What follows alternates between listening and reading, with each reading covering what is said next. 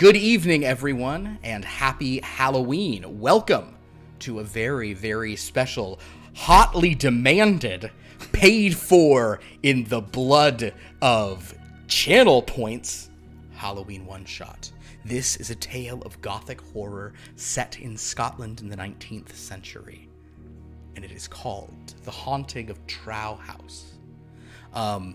My name's Philip. I'm going to be the Dreadmaster for this game. I'm calling it a Dreadmaster because it is basically still the same thing.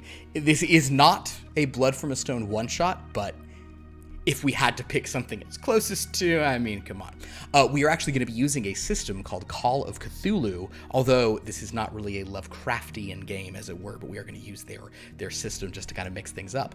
I am surrounded by some wonderful players. Say hello, players.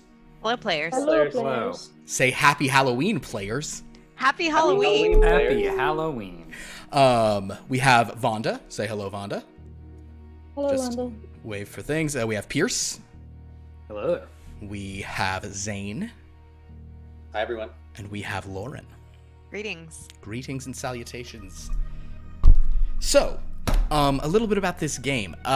We are going to be doing this in a different thing. I hope this works. I've never done a game like this before. We're going to do an interesting thing where these players have not made nor really been assigned characters. This game, to be a true sort of tale of kind of eerie gothic horror creepiness, can really jump around in time based on various triggers and cues and things. So we're kind of keeping it open who is playing what, and they have a shared page, kind of like a shared sheet of the player sheets for this game that literally none of them have ever played. Is that correct, by the way? Has anyone here played Call of Cthulhu? Cool. So never played before. I gave them a 3-minute explanation of the basics. And I'll just kind of explain it as we go. I will say, though, those of you who have not played Call of Cthulhu, it's a very simple game. Kind of, it looks a lot more complex than it is. It's much simpler, much more straightforward than D&D, largely because it really is more kind of like Blood from a Stone, honestly. You're not really meant to, like, do stuff. You're just meant to die as you read tomes of eldritch horror, and then they melt, your brain melts. So that won't be going on quite as much in this one. This will more be just some interesting, creepy stuff. And I know that some people might have heard that this is set in Scotland and is like a gothic horror tale, and they might be thinking certain things, and all I'll say is just watch it and see. I don't know what of this story, how far we'll get into this, what our players will do. So certain things might be revealed that are maybe relevant to other things, but also maybe there's nothing relevant to anything else, and it's just a cool little self-contained story about a place called Trow House. Before we begin, I will ask my players if anyone understands the significance of Trow. Does anyone know what that word means? The Scottish term. So Trow is especially in the Northern Isles, which is kind of the Orkney Islands and the Shetland Islands that are sort of the archipelagos north of Scotland. Trow is an old term that kind of just means like monster, dark spirit. Troll, I think, is like a partial cognate with it. Some of you will kind of cotton to this faster than others. There is a D&D monster, or a D&D sort of race, rather, where they took the name of this and just sort of changed, because in some spellings it was a D, some it was a T. So the Drow, it's like in sometimes when you look at the like the old spellings and stuff, it actually is spelled like DTROW, so it's like Trow, or however the Scottish people say stuff. Gotta tell you before we start this, man, forgive me if anyone out there speaks Scots Gaelic. And I have been trying to find, I've been reading so many pronunciation guides of how to say stuff, and they're just what I need is someone to be just very cleanly, here's how you say these letters and such. I took Irish in college, so I actually have a bit of a grasp on it. Irish taught me that whenever there's a bunch of letters, when there's a bunch of consonants in the middle of a word, you just ignore them all. That's actually that's a great disclaimer. I feel like at the beginning of all of this, that We're going to do our best. We mean no ill will with any accents or pronunciations Yep. that are to follow. Yeah, Or and that's especially in my case, inconsistencies. sure. You know. And that is In and my that is consist- yeah. that is true of all of our games except against the French, and that's just my own personal stuff. So I don't say that on behalf of the players, but any Well, insult I they- give to the French is But that's like an old that goes back to an old family war, so I respect that. yeah. God, whatever. And it sucks because I do find their language so beautiful. Almost as pretty as German. Okay, so everyone, with all of that having been said, if you guys are ready, I am going to begin the dark tale of the haunting of Trow House.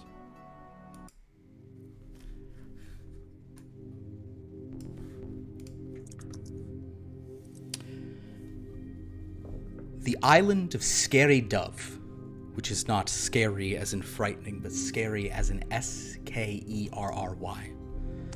The island of Scary Dove is in the Northern Isles of Scotland. Its black, rocky coasts give way to land that's just barely arable, divided into various little crofts that farmers work on behalf of the nobles who have dwelled there from time to time. There's one village on the southern side of the island called Diora Village, though almost everyone refers to this village as just the village or the Clachan, which is a more archaic term sort of for a stone-walled hamlet or a stone-fenced hamlet. The year that we sort of set the scene here on the rocky coasts of Scary Dove is 1804, and the date is October 31st. It is Halloween, and in Scotland, there are a lot of traditions on Halloween. Traditions that actually are pretty familiar to us now, but to Americans of this time would not have been. However, we're not in the Clachan right now. We are on the eastern shore. Night is just about to fall. The water is black and dark as the sun is kind of setting to the west. There is a wee bairn, which is, I probably should have said this to my players when I kept talking about the wee bairn. That's just a term for a little kid. I knew that. Wee bairn who is out here on these rocks alone. They are out much later than they were supposed to come home. They're looking for oyster shells so that they can go Galatian later tonight, where they will dress up like an evil spirit so that they are not taken by any. They will blend in with the evil spirits who are out on this dark night, this Halloween holiday that has kind of risen up out of Samhain, the more traditional, older festival that marks the beginning of the dark times of the year. Bonfires will be burning. Children will be carrying around basically little jack-o'-lanterns made in turnips. And they will sort of go door to door, Galatian as evil spirits, and if they perform sort of a song or a poem or something, the occupants might give them some nuts or some fruit, or maybe, if they're incredibly lucky, candy, although that is not a common thing here. So we join a wee bairn right now at the beginning of this tale. 1804, Scary Dove, north of Scotland. Who would like to be this wee bairn for this opening scene? I'll take it. You want to do it? All right. Give it a shot. So, you are out wandering. You are gathering oyster shells. I would like for you to make a survival roll. Right? Is it about... Oh my god. I mean, it's not one of your skills, but you're a kid. It's okay. So just give it a shot. 38. 38. Then unfortunately for you, the wee bairn, you have found a few oyster shells, but the numerous shells that you were hoping to kind of come back with so that you could kind of fashion them into some sort of creepy sea powry or some creature like this, you have not found them. Even so, you have a couple, but it is now that you realize it is much later than you had realized. Oh no. You need to make your way back home. Can you please make a navigation roll to do so? Now that the Sun is sort of setting, and it's a little harder to see where you're going. Slightly better. 76. 76. Do you wanna push the roll? Yeah, why not? All right, go ahead and try Let's give it a again. go. So what he's doing now is he is pushing a roll. He's trying again. If he succeeds, great. If not, bit of a problem. What have we rolled? That's a 24. A 24 on your navigation. And what is the... yes, sadly, for this bairn, you have still not succeeded.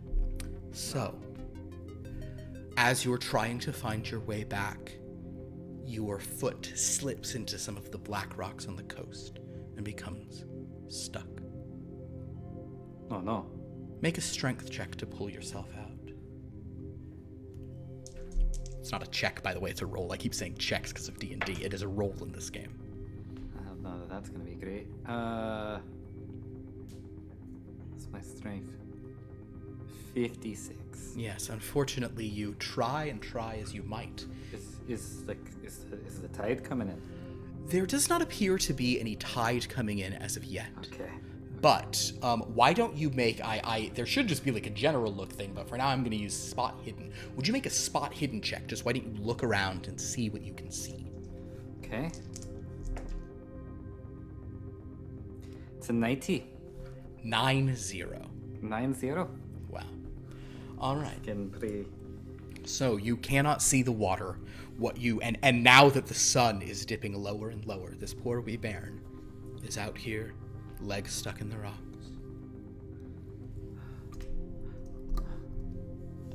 But then you hear someone. Oh, I think. You're all turned around. It almost seems like they're coming from the water. In the water. Oh no. But How you long have I must been out here? you must be turned about. But the direction of them, they're not coming from where you thought town was. But they're walking towards you.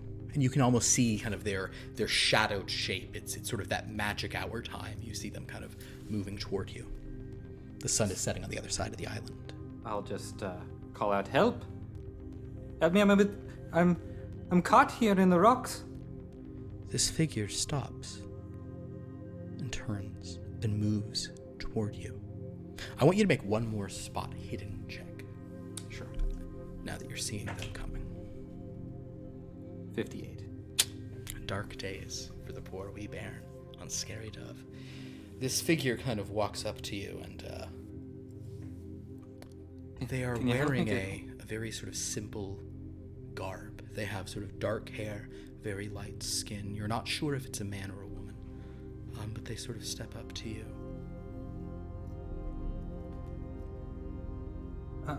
Can you help me get out of here? I need to get home. I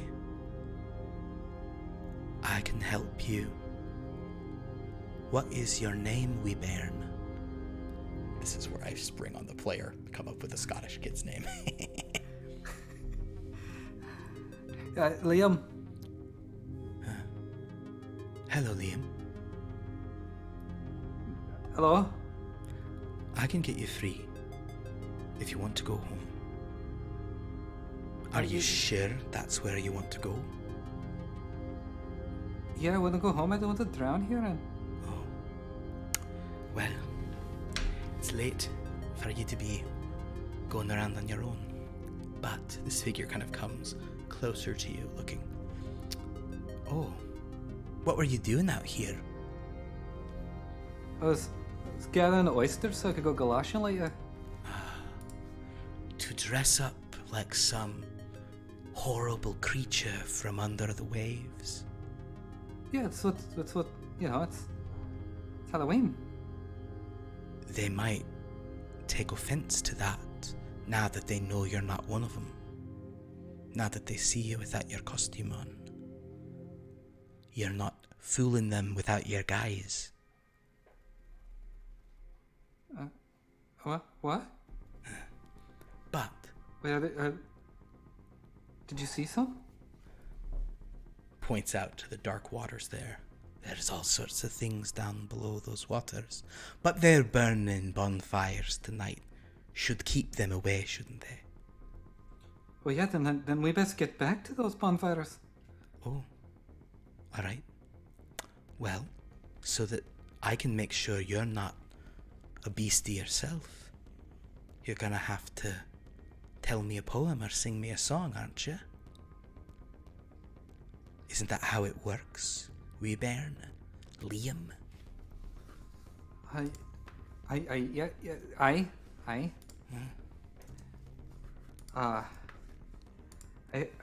I heard a story of a bonny lass. She crossed the sea to find her love. But alas, her ship was thrown and her body lashed at a storm she came upon. It's a sad And it's a tale. short poem, yes. No, it's good. It's very good.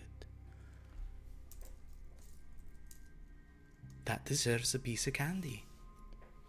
This creature kind of reaches into their pocket and hands you a little sweet, little confection. Here you go. I don't get me wrong. I appreciate the candy, but could you help me get free of the rocks? I am. Go on. That's the best candy you'll ever have. Oh, I used to have a sister. She made the most wonderful candy. But that was a long time ago. is this candy that she made? No, Is it old? no. It's new, it's just for you. Okay, thank you. Hey, And I'll eat the candy. it's good. You don't get sweets like this. Not in Diora village. If this is your sister's recipe, it's quite good. She was very skilled. Well, that's magic candy. Magic candy. Aye. You don't have to be afraid of drowning anymore. If you go into that water there, you'll breathe, little one. So I won't. I don't have to worry about the tide. I could leave you here and you wouldn't drown at all. But what about the beasties that you saw? Oh. Well, they're already here, little one. Well, I don't. The What figure do you mean? reaches down, pulls the wee bairn from the rocks, and then they walk into the water.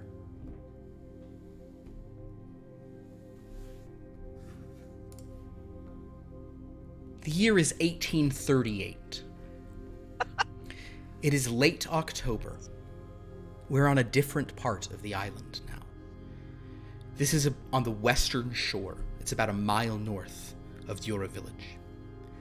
Here stands the finest structure on the Skerry, a fortress, a castle, a manor house. Asymmetric architecture with clustered turrets and gravity-defying turrets. Sharp battlements on the high walls.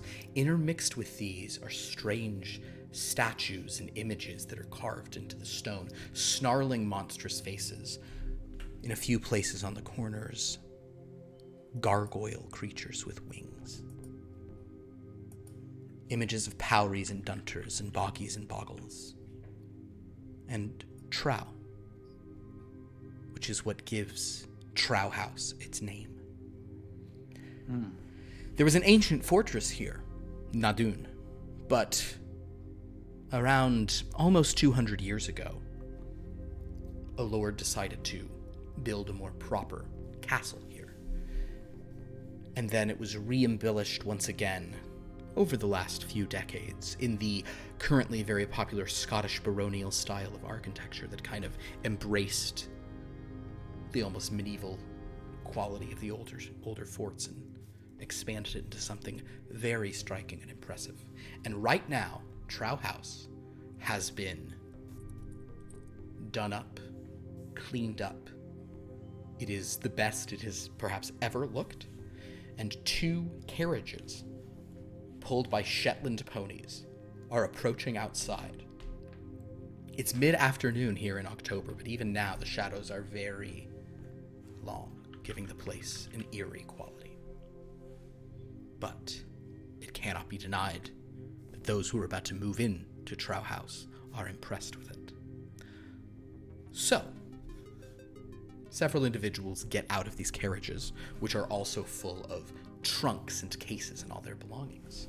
We have, we will start with the youngsters. A child hops out. Her name is Rachel Lawrence. She was born in Providence, Rhode Island. And her brother, a couple years older than her, Thomas, also kind of jumps right out of the carriage, excited to see the place. Their aunt follows. Her name is Sylvia. Perhaps, depending on how this family functions, maybe the aunt is telling them to come back, or maybe she's like, yeah, go for it, kids, live your lives. Also with them is their father and Sylvia's brother, a widowed inventor or investor named Kelvin Lawrence. Well, I like to think of myself as a hyphenate, really.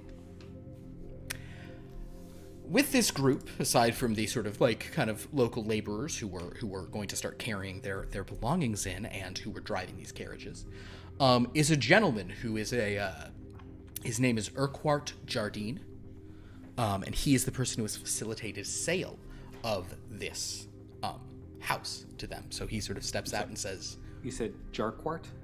Urquhart Jardine. Urquhart Jardine. Okay. And Urquhart, I will say that, I'll tell you what, I'm going to let Kelvin and Sylvia make a check, having been dealing with Urquhart up to this point. If both of you would please roll a language own check. Or a roll, a language own roll. So roll a D100. 29. 29. And so what is, Sylvia, what is your language own? Sylvia. Okay, well, we'll get to that. Kelvin, 80. what do you got?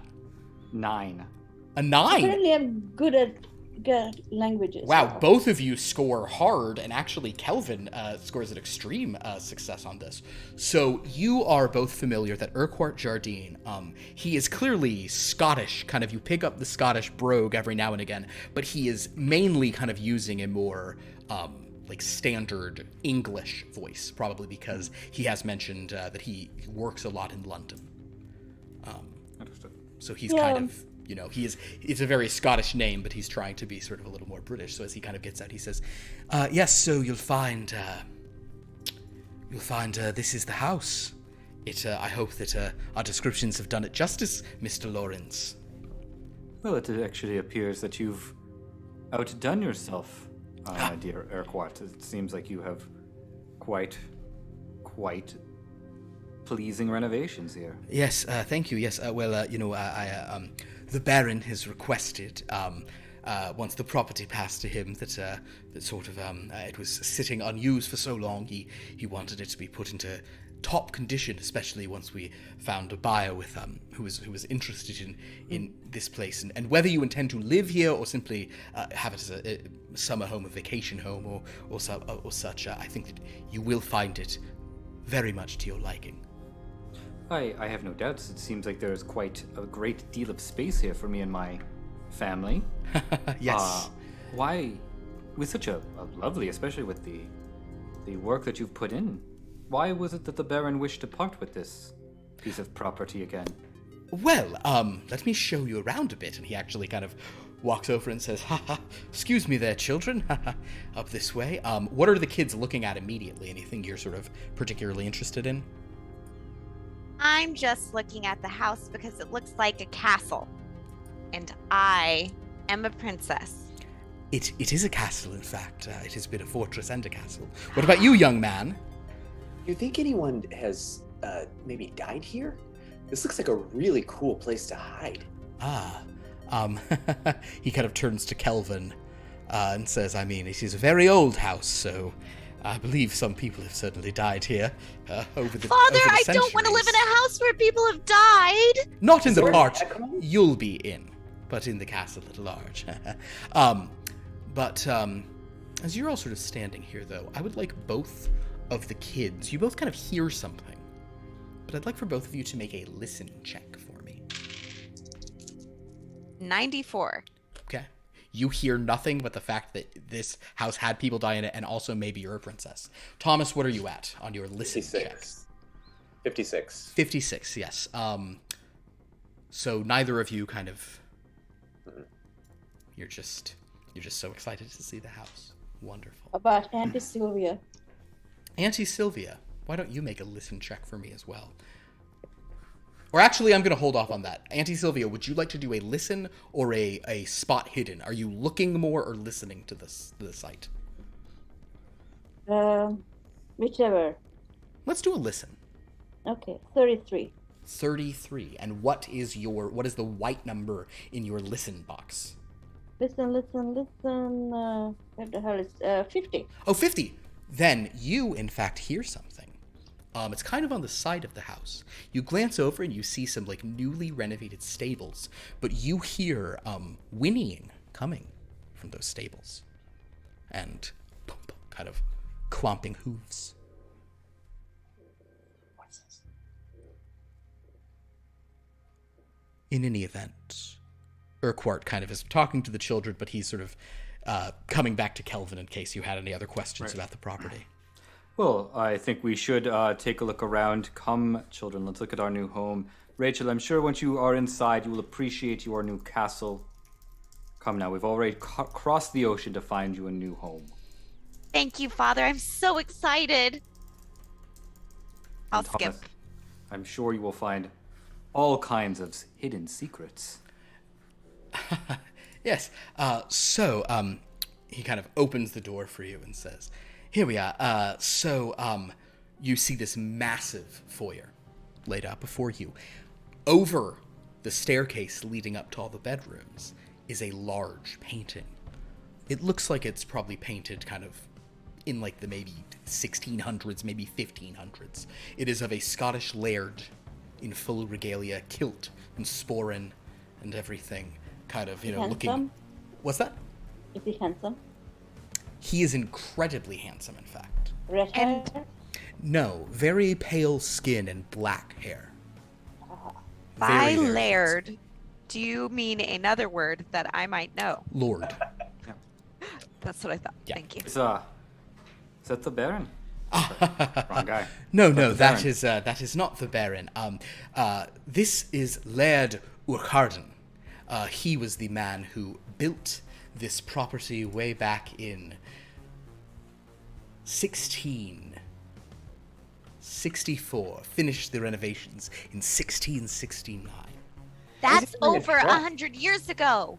He's It wearing a is. dress. Very good, Rachel. He is, yes, it is. He is, this was his sort of, this fortress was his reward for good service in the Wars of the Three Kingdoms, which I don't know that as a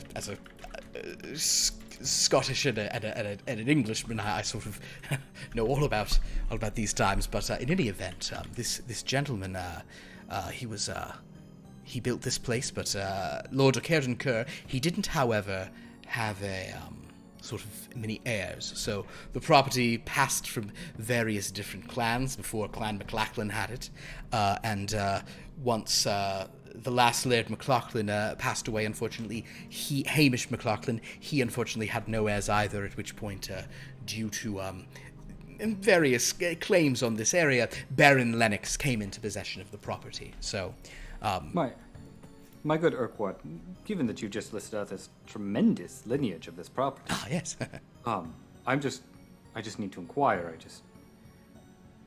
Would the local population have a problem with Americans now moving in or owning this perhaps ancestral Scottish palace? Honestly. No, not at all. They'll be happy to have the place occupied and the various money that you'll be putting into having people working the grounds and maintaining it. They'll be most appreciative of that, I assure you. It's a very welcoming bunch here on Scary Dove. And I know that the children here are very, very excited about, or the local children excited about Halloween, which I know is not a holiday you all celebrate, but in the village in a few nights' time. They'll light bonfires, and the children will dress up like monsters and go from house to house, hoping to get little treats from the occupants. It's called Very galoshin. pagan.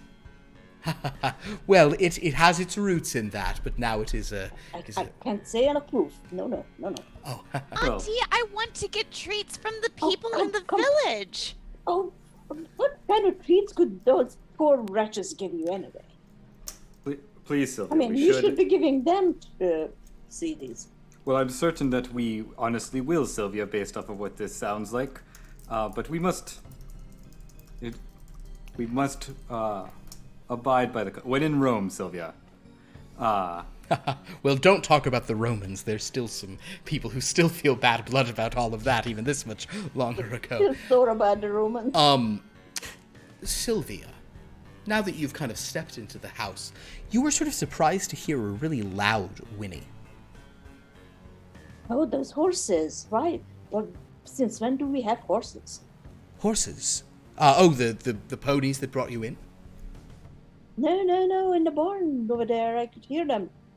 Oh, are there, he sort of walks out and he walks I outside. don't recall any horses. I don't think there's any horses on the property. There might have been a wild horse here or there, and he kind of walks over to the stables.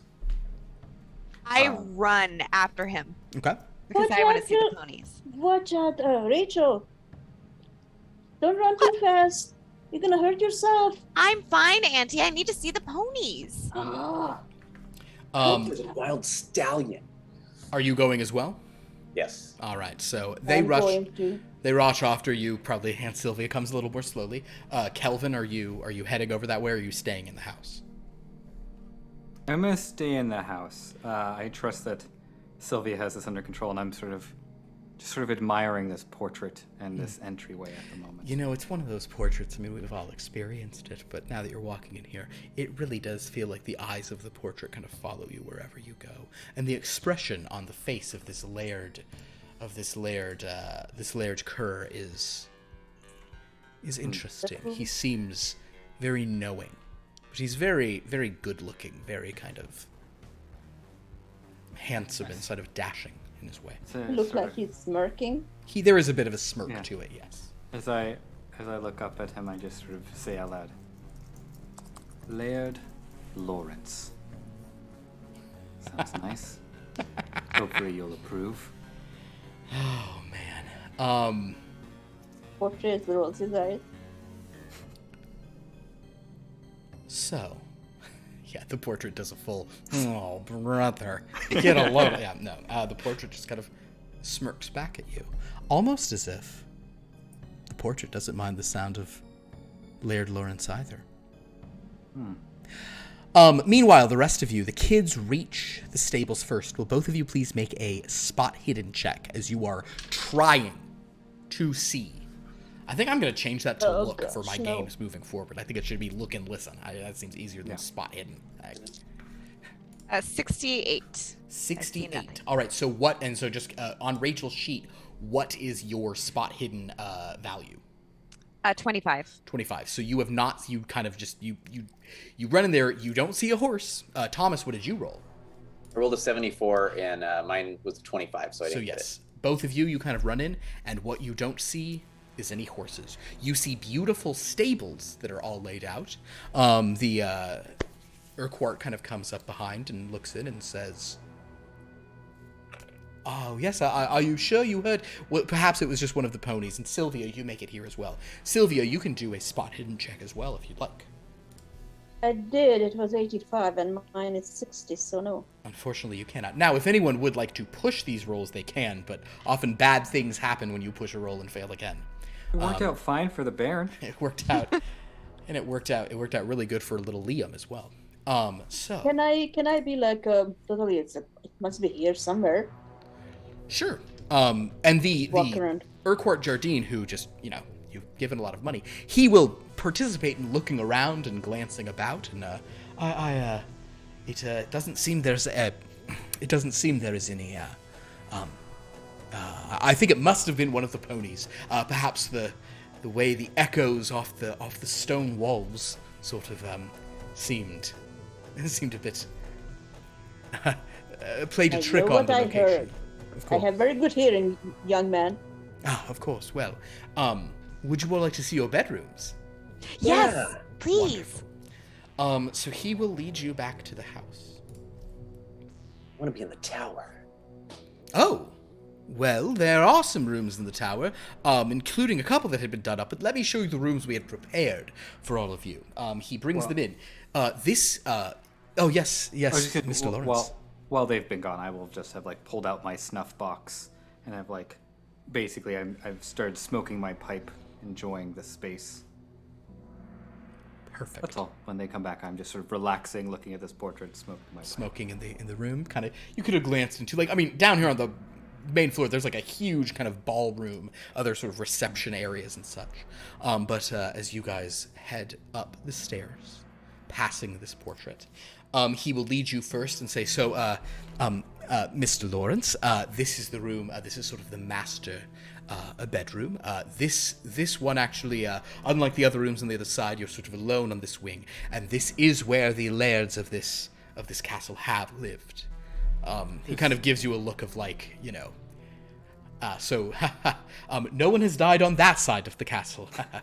He sort of says to the little Are one. you sure about that? I believe In the so. last Now, several hundred years, not a single person. not well. That side of the castle has only just been completed. I will also mention a thing for this, just for those of you who are suspicious types and play a lot of D&D. The equivalent of insight in this game, I typically have be psychology. Like, if you want to see if somebody is lying, you would make a psychology roll to see if you are like spotting the signs of such things. But occasionally other roles might make sense. So you can always sort of like suggest or propose a different. But in any case, he Quite a grand room. it is, and in fact, yeah, this room that you see, it's red damask sort of wallpaper, dark wood. The furniture in here is all vintage, and it is all like extremely nice and probably hundreds of years old. There is a massive wardrobe sort of dresser on one side. The bed is like huge, sort of four-poster bed of like dark wood. And it's very cool. And there's like a little balcony. You look out, you look all over the whole grounds. It's really very cool. Magnificent. Indeed. Now there are a few other rooms here for your sister, for Miss Lawrence Burrows. There are actually 2 rooms that you might be interested in. He kind of leads you all across the landing back in front of the portrait over to these other chambers. The first room is what we're calling the green room, and he opens it up. This room looks out on the sea off the coast. And it really smells of the sea in this room, like very strongly. The window's open, and he'll say, "Oh, I do apologize for the sea air and the damp in here." But it has this very, very sort of nice green wallpaper. There's also a bed with a green cover on it. It's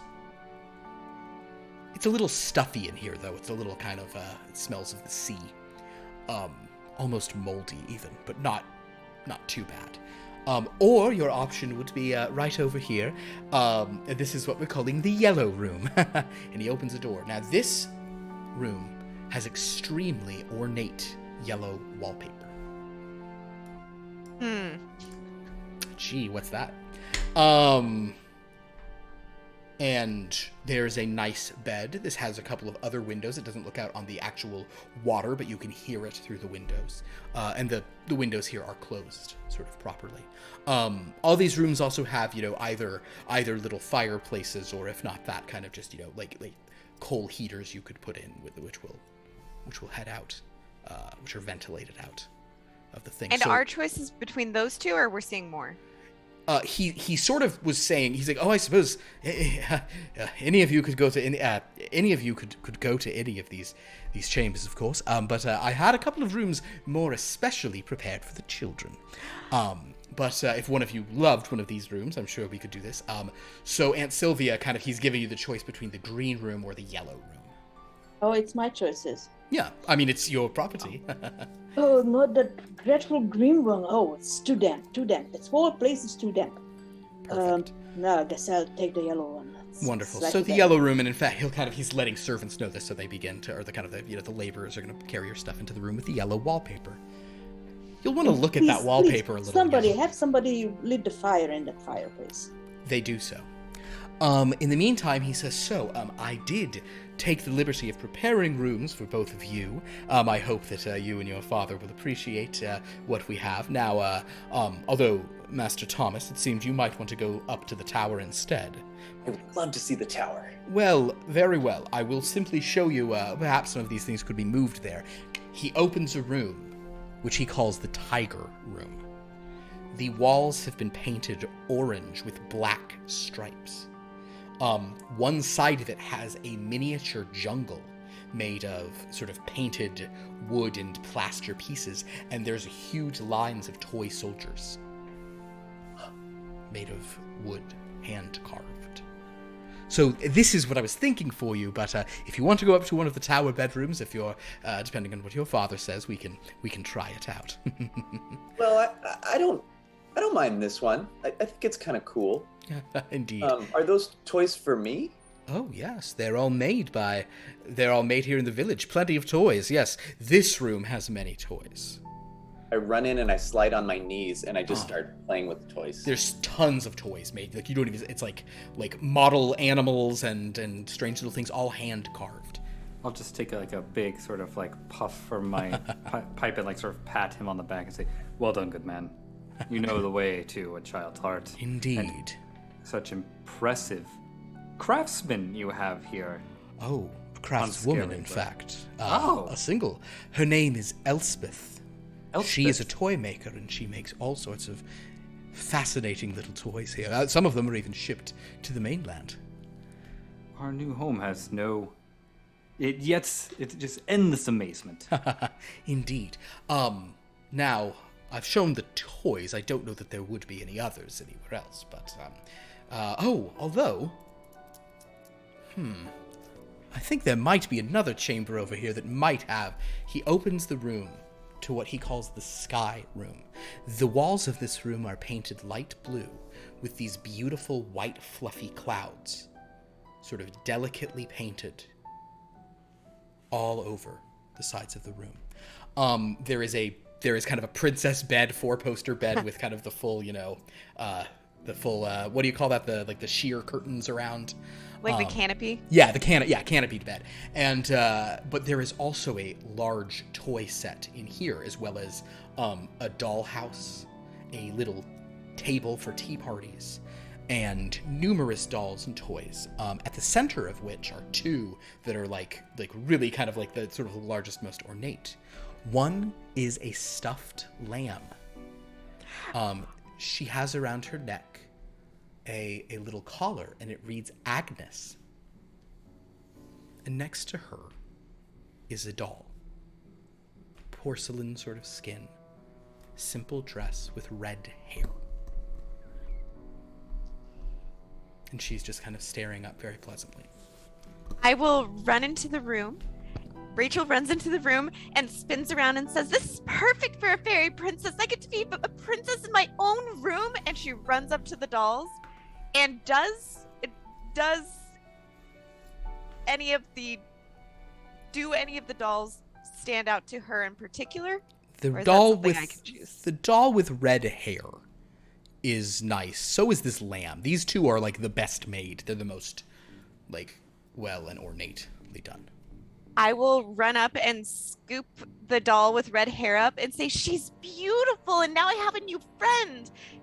And What hug do you her. want to call your new friend, Rachel? I don't know yet.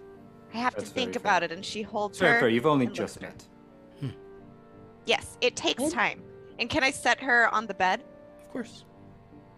I will set her on the bed. Maybe I'll shoot her with my toy soldiers. No, that's mean. You can't do that. Father, tell him not to. Thomas, we've only just arrived. You have, wars over territory need to take time. Plan your method of attack. Give it When some serious thought. Don't rush into these conflicts. You cannot battle on my kingdom. Well, you'll have to reach some sort of treaty about that. Get out of my room, Thomas. Well, the princess has spoken, Thomas. I'm sorry. Can't No, argue with that, of Rachel. course. Rachel, maybe you should ask the doll what her name is. So she'll go and crawl on the bed and sit in front of the doll and say, "What is your name? I'm Rachel." Make a listen check. I don't think this is gonna pass. Oh no, 44. What is your listen skill? 20. Yeah. Do you want to spend 24 Yes. of your points? You do? Yes. Oh boy. Rachel's real unlucky now. All right, so in that case your luck will go down to change your luck to 36. Okay. And roll again? No, you can Or- spend your luck to sort of like subtract from a roll, and thus you were 26 Oh. over, so you've made it.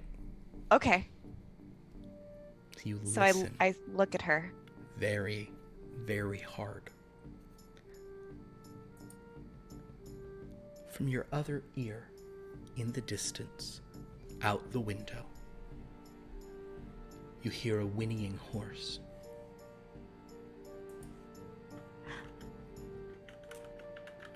Auntie, I heard a horse. If you spin around, why don't you make a look check? Or a spot hidden roll. 40. 40? What's your spot No. hidden there, kiddo? 25. I don't- Want to spend another Yeah. 15? No. Nope. You don't see a horse, but there's this odd feeling that you also heard a horse and you're not hearing anything. I want you to actually make a sanity roll for me. Jeez. 59. 59. You are 9 over your sanity score. We'll resolve I'll that. keep it. We'll resolve that. I'll leave it. Okay. Wonderful. So, do you have other dice out right now? Yes. Cool. Roll a Always. roll a d10 for me. Oh, actually, you would have that out anyway, as I think Yeah. about it. 10. Great. Go ahead and reduce your sanity score by 10. No, it's 40. It is now Oh. 40.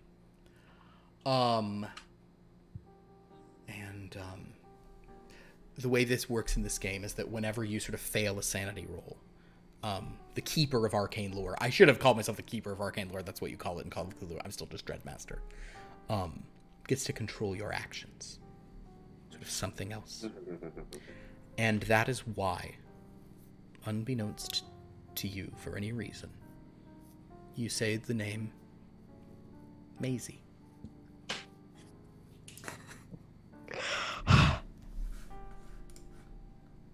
Maisie. Ah, a fine name indeed. Indeed. The doll definitely looks like a Maisie, Rachel. Excellent choice. And I'm happy you've already made a new friend in your new home. Me too.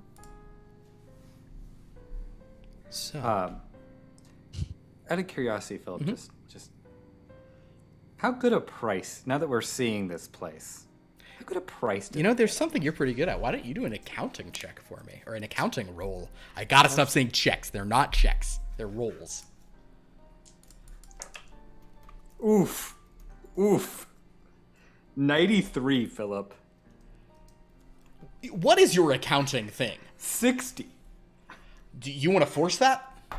You don't even have to. It's like I won't even make you, if you'll have it. So basically there'll be a negative thing if you fail the forced roll. Sure, I'll but force the you roll. don't even have, like all you have to do is go under your normal one. You don't all, Okay. One thing the Keeper sometimes will do is say you have to succeed on a hard now. I'm not even saying that. If you want to try that again, you can. I I'll kind of force hope you still somehow fail, because there would be interesting consequences. Still did, 65. Do you want to spend 5 luck on that? Nah, there's more important things. I got money to burn. Understood. As far as you know, as far as all your accounting had done, you negotiated an amazing deal on this place. You sort of like used your own properties and investments to sort of entice the Baron into sort of, it was part of like a multi-purpose deal. So nothing about it seems odd to you. You feel like this was a very expensive thing, and honestly, with you figure the Baron wasn't fully liquid, so he did this trade of property for you. It's Gotcha. you get it. Gotcha. Okay, so yes, it cost a lot, but now having seen it, it was worth the money spent. All right. Indeed. And also it cost a lot, but you got a good deal on it. Of course. Because you're amazing. Always good. America. Fuck yeah. I'm just, my good man, I'm very impressed at just the amount of space we have here. Even as you know, based off of, the deal that we've brokered here, that we have done well. I've done well for myself and my family here. Indeed. But in Baltimore, even with that sort of wealth, you cannot find space like this. Well, you are very remote, of course. It is, almost a full, depending on the weather, it can be a full day's travel to even get back to the northern Scottish mainland. But it is very, very, it's a storied place, and you have plenty of room. Now, I'll say this kind of while the kids are not here, but I will say that you do see him walking over, so if either of you wants to do a, listen to something you're maybe not supposed to hear, you may do so. I would like to. Okay. Thomas, why don't both of you make a listen roll for me? 65. Nope. Okay. 62. Golly. I love how nobody rolls in it. That's great. So he kind of will lean to you and say, now, it also, there is, and I guess Sylvia, where are you? Were you looking in the kids' rooms for this part, or have you gone back to your room now? Or are you still kind of with everyone? I'm with everyone. Okay, so he'll kind of lean to you and Kelvin, kind of both adults, and say, now, there actually, I think I had mentioned this in the original sale. There is even, there's even more to the property. We have locked it up because of the children, of course, but there are pretty extensive subterranean dungeons.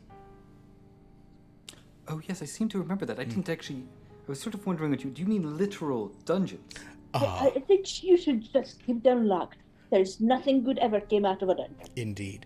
Yes, back when this was a fortress, and then even after Laird Kerr took over, it was used as a place to store certain Probably haunted. undesirables. It's probably haunted. Much evil must have happened here. I feel it. There is a sinister air about this place. I told you, Kelvin. I told you we should have stayed in Baltimore. I don't know why we came to this dreadful place. Oh. Well, if you want someone to come and do a seining here, that sort of a ritualistic cleansing. That. Oh, that's more ungodly. It is rituals. It is a local folk custom. I'm sure Perhaps you could also arrange to have a Perhaps we can have a member of the church come, Sylvia. I'm sure that could happen as well. Yes, I would be. Is there a Catholic church around here? Are you all, any of you Catholic here? Boy, is that a question in Scotland around this time. Yeah, it is. Boy, it is. Oh, just all ungodly. So as not to go into if we are American, we are probably not very Catholic either. Yeah, you can. You're probably. I mean, it depends. Yeah, East Coast, you're probably a Protestant. And I would probably say for this, we'll just kind of we'll keep it simple and say there's Christian church. There's some Presbyterian sort of minister could come out for you probably. As long as they are Christians. Yes. Of course, I can put you in touch with. I don't know if there are any sort of ministers of reverence on the island. To be honest, Some sort of holy man must be. I mean, you cannot all be just living off your pagan rituals and superstitions. Yes. I mean, even in Scotland. No, of course. What kind of godless land is this? Yes, of course. Nothing of that. And I will just sort of off to the side, just sort of whispers forgive her, my good man. She once saw rather dreadful play about druids, and it seemed to it definitely took a hold of her. Druids, they barely wore any clothes.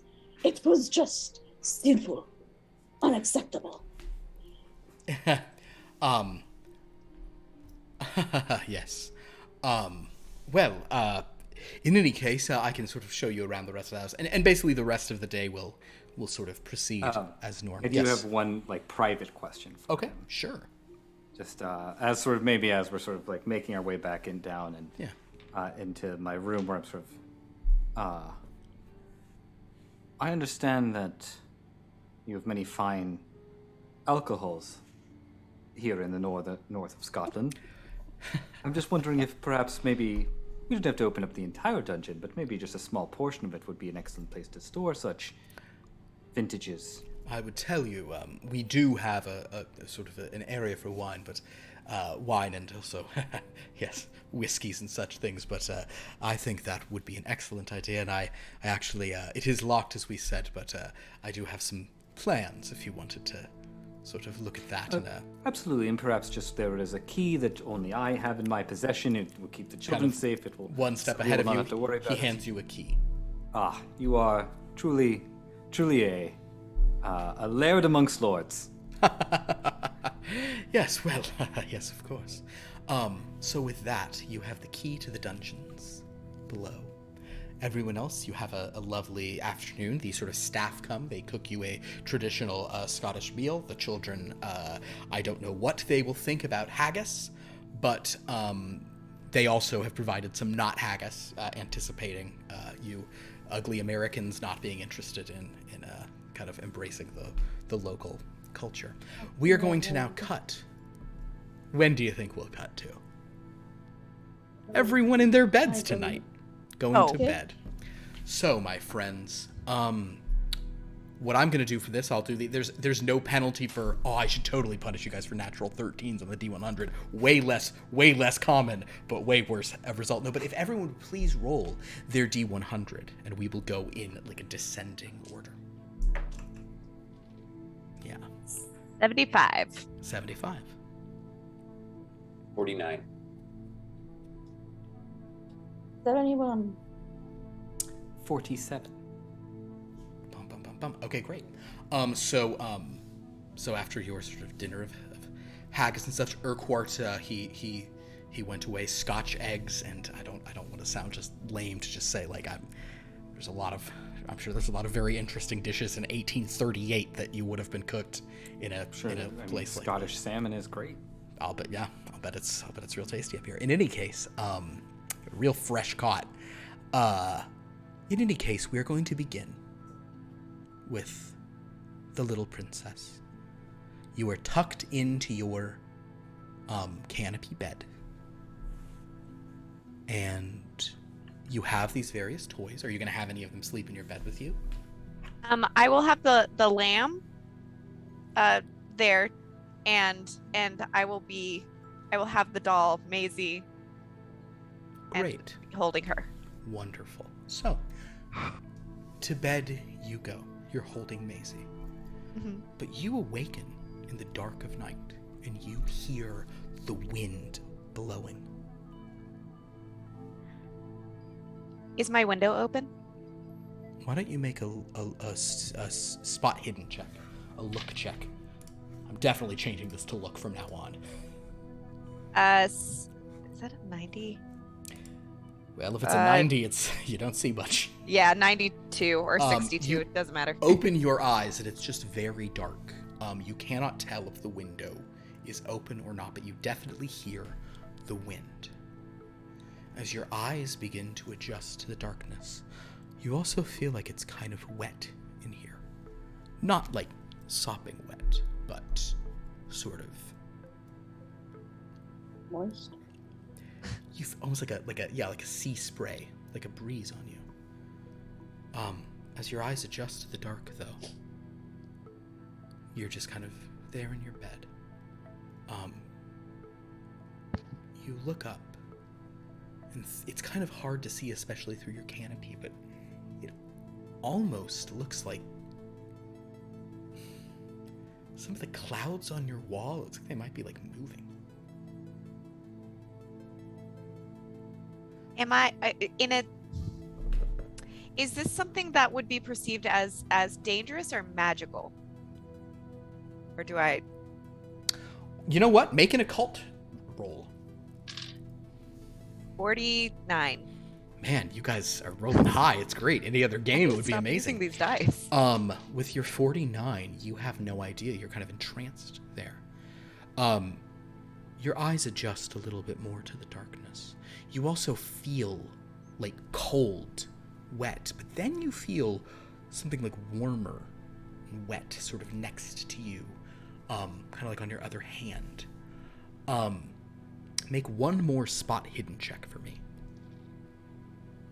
That's more like it. 6. 6. Wow. New dice. If you would like to spend one of your luck points, you will have an extreme success. Sure.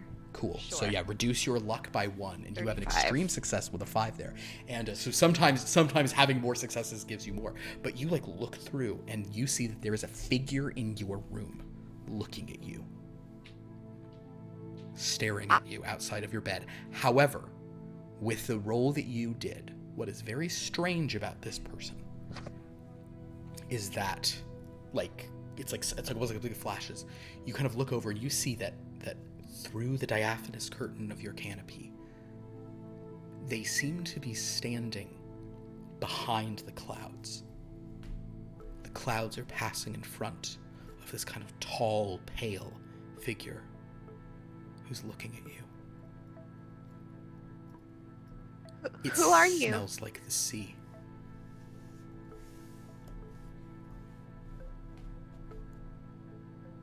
You hear a voice reply,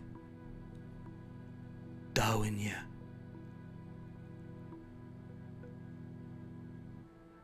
What? Dawinya. Dawinya? Is that your name?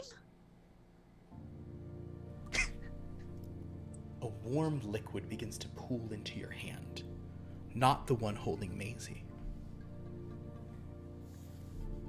I will look at my hand. Where Agnes the lamb is, Agnes is coated in blood, and it's all over your hand.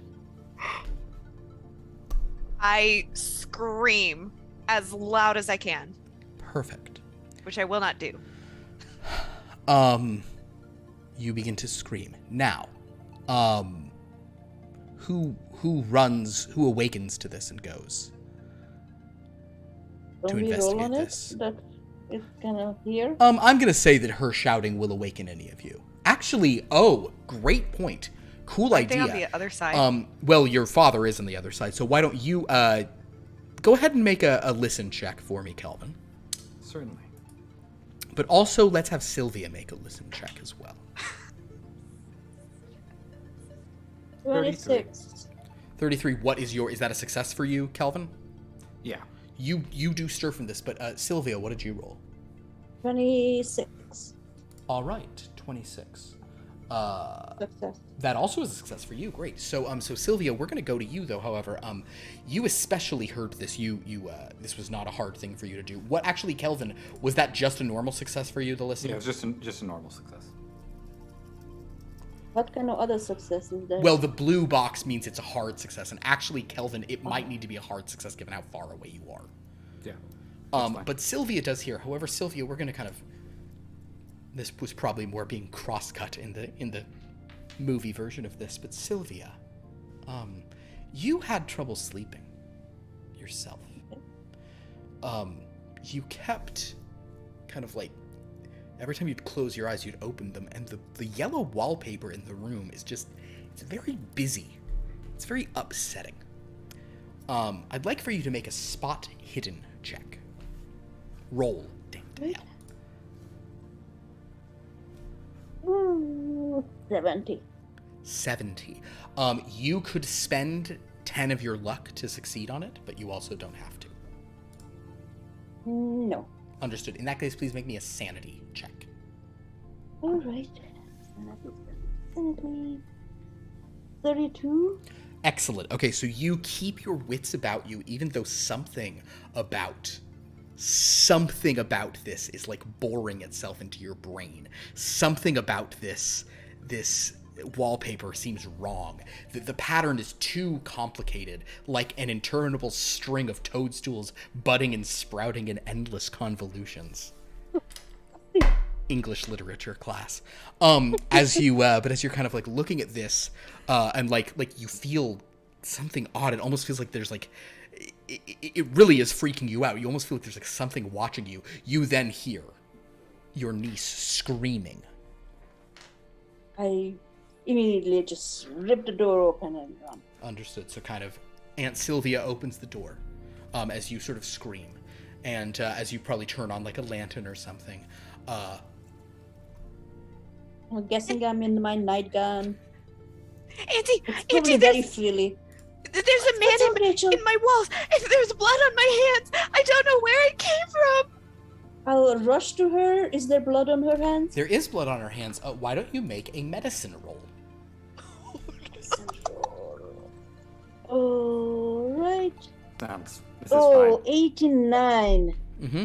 And you're not really too good at medicine, are you? Probably not. So you don't know what happened, but seeing like a little lamb doll covered in blood and she's holding it, I mean, Agnus Dei is Lamb of God. This is the work of the devil. Something is murdering a lamb at this house. There's something very wrong going on here, Aunt Sylvia. This house is sinister. I told you guys. I told you people. This house is just wrong. Oh, come on, Sylvia. Let's go. Let's wash your hands. But there's a man in my wall behind the clouds, and I don't know what he's doing. What? I look towards what she says. Go ahead and make a spot hidden check is fine. All right. 87. It looks totally normal. It is the white blue walls with the white clouds painted. There's Hey, not. Charlie, there is nothing there. Just you had a bad dream. Is Rachel still seeing this? No. Still seeing the As person in her soon wall? as your aunt came in, Okay. everything seemed You- normal. You're just having a bad dream. I can't stay in here. I can't. Where's Father? I need Father right now. I can't get this up. And she's like frantically like wiping her hands. Is Calvin coming? Kelvin is not. You haven't heard anything from his side. Okay. I'll just bundle up Rachel. Okay.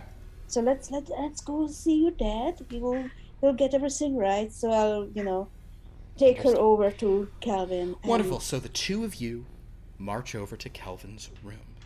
Now Kelvin is asleep. But when the two of you are you going to knock on his door? Are you going to open it? What are you going to do? I sort of kind of bang knock and then open it right away. Understood. So you bang knock, open it right away. Great. So it is dark in the room. Now, in the light, it seems like something is moving. I would like for both of you there to make a spot hidden check. Both Sylvia and Rachel. Kelvin, you also are woken, so would you also make a spot hidden check? All three of you do basically a look check. 54. I got 25. 25. Spot hidden 61. So that's a failure. So Sylvia, you have succeeded on a spot hidden check with a 25, you said? Yes. And in fact, it was for you, for Kelvin, it was not as high, but for you it was hard. Sylvia, as you kind of bust the door open, all of you also hear another clatter. Because you saw this, I would like for you to also make a listen check, please, Sylvia. The others, it's all kind of together. 33. 33, and your listen is 50. Ooh, that's a success. So Sylvia, you walk in now you're just screaming, you're looking at your hand. Did you take either of your dolls with you? Maisie. I will have taken Maisie. So interestingly, as you kind of grabbed into Maze and you were leaving the lamb aside, you did notice that the little collar, there's this little sharp part of it. And your hand kind of pulled free of that. And it kind of spiked as your aunt carried you away. On the lamb collar. The lamb collar, some little barb was on it, and it kind of, when you pulled your hand away, there was a sharp, Okay. of pain. But you're probably just generally screaming because you're a child who's bleeding, and Yes. You guys got in there. But Aunt Sylvia, you saw a shape moving off of your brother, off of his bed, and the shape seemed it just was kind of like a shadow, just kind of small. But as soon as it moved, it was rushing like really quickly, and you swear you heard it. In addition to you banging open the door, kind of all in an instant, as you banged, you kind of knocked once and banged open the door. At the exact same time the door was opening, that wardrobe on the side of his room seemed to also crash closed. Kind of the sound was hidden amidst the opening, but you are positive you just heard that. But in any case, you can turn on a lantern, and you're now sitting up, Mr. Lawrence. What in the heavens is what is going on? I just cry and run to him. Rachel hurt herself. There was a man in my wall, and then I was bleeding, and I think it was on my lamp, and I don't know what's going on. I'm scared, Father. Come here, sweetie. Let me look at your hands. Make a medicine check yourself, sir. Oh man, no, okay, wait, no one is good at medicine. Also 1% medicine. This is not medicine. This should not be that hard. Hold on. Yeah, you didn't give medicine to any of us. Arms cut off. Why don't you just make a spot hidden check? You're not, at this point, we'll say Aunt Sylvia was doing medicine because she was like, what's the cause of this? Oh, Satan. Right. But yeah, you're just looking. 47, which is barely a success. As you blink kind of the sleep from your eyes, there does simply seem to be a little cut on her hand. Just like a tiny little thing. It's blood, but it's not like a ton of blood. It's just like a little blood.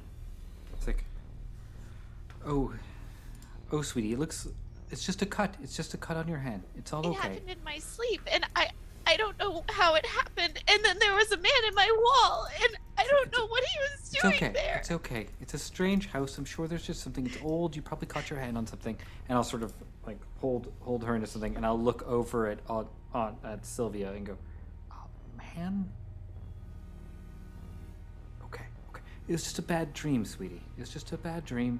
It's a strange house. I know this place can be scary, and we're far from what you're used to, but I promise you're safe. Can I stay here with you tonight?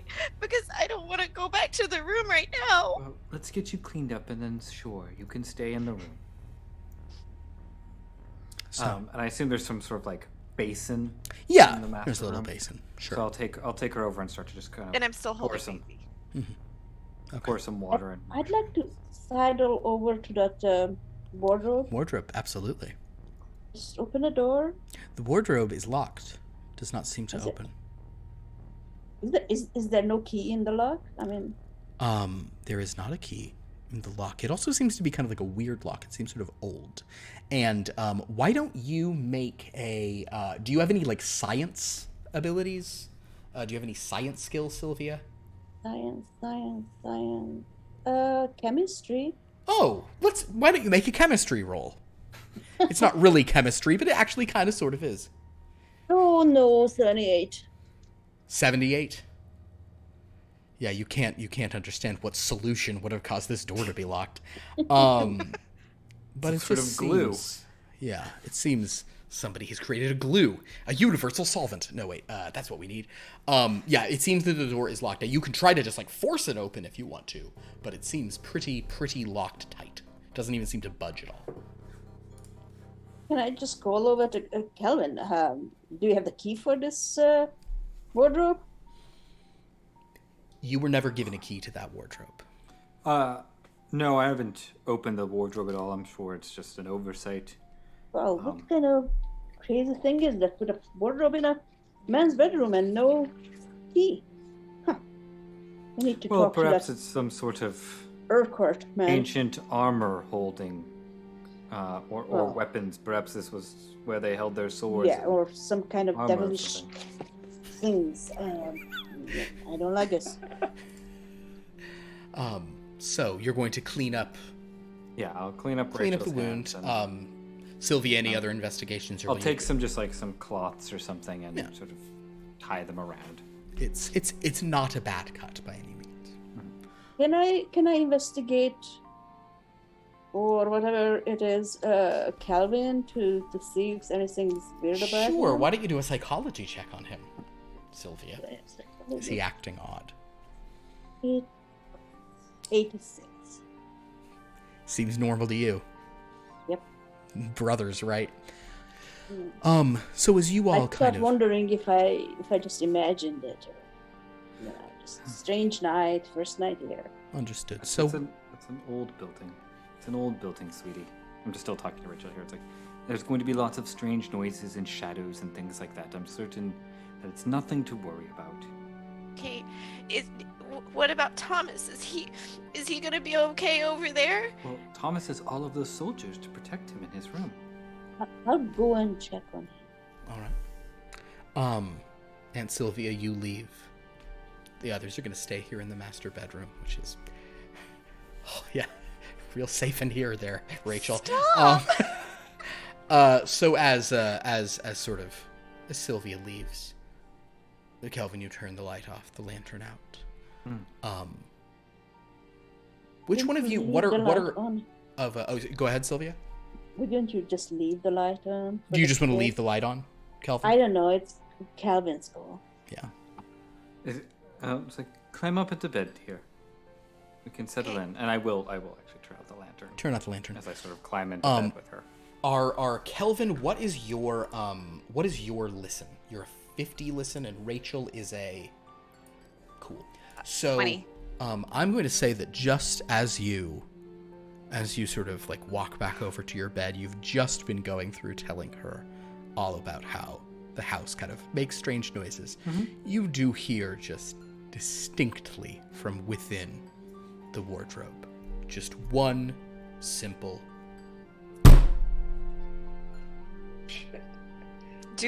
Does I would- Rachel hear it or it's no? pretty soft, but it's just a distinct impact. I would sort of sound. definitely I'll- leave the light on. I'll look in the direction of it and just wait a moment to see if I hear it again. Cool. And if I don't, I'll just dismiss it and go to bed. Perfect. Nothing else in there. Sylvia, Just the wind. you're gonna go and check on your nephew. Is that right? Yes. Sylvia, you open up, you peek in. He is sleeping happily. Speaking of which, Thomas, could you roll actually just a D10 for me?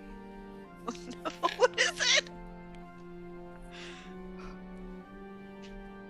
10.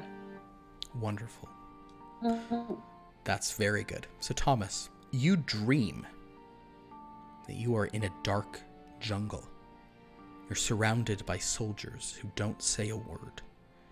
You have a gun like them, and they're all peering out into the night. A tiger stalks towards you all.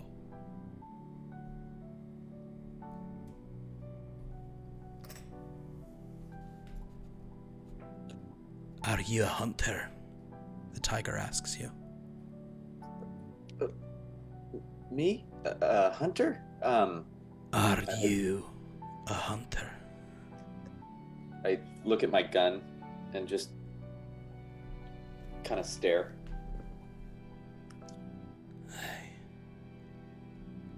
If you're not a hunter. This tiger is now like incredibly close to you. Its eyes just kind of like boring right into you. The other soldiers don't seem to see it at all.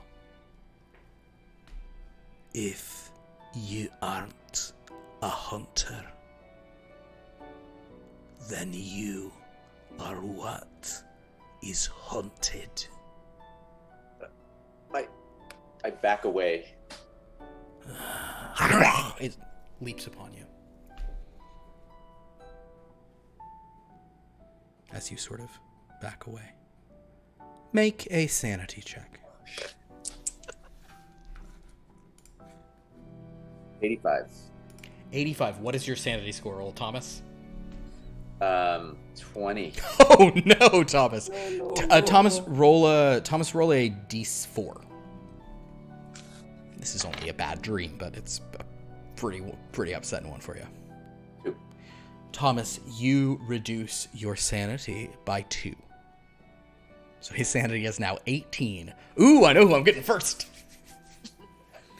And Thomas, as you wake up with a start, It's morning. The light is shining in. All of your toy soldiers seem to be arranged over, kind of on the little stand. But interestingly, there's this little, like, tiger toy that you don't recall leaving out. But one of the soldiers is knocked over, and it is on top of it. I walk over and pick up the tiger and examine it. Make a spot hidden check. Roll. God damn it. Never program myself to say roll.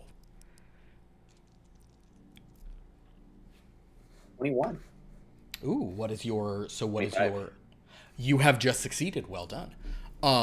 It appears to just be a piece. You are confident it is not different than any of the other ones.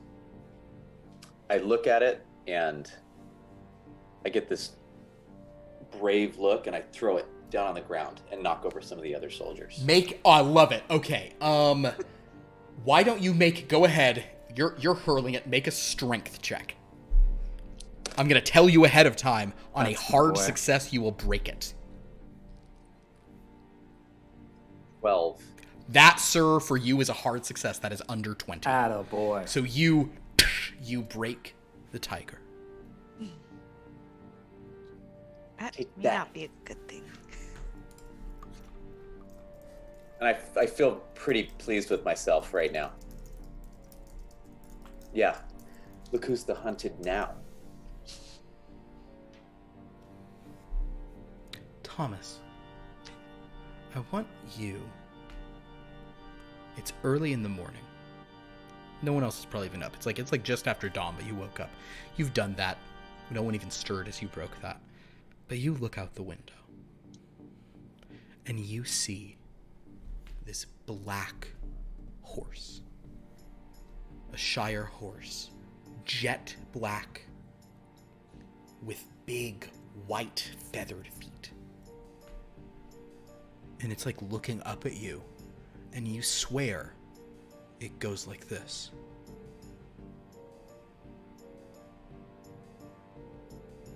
And then it turns and kind of canters off.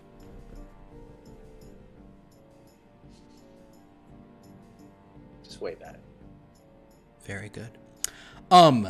So, breakfast the next morning. You all had interesting nights.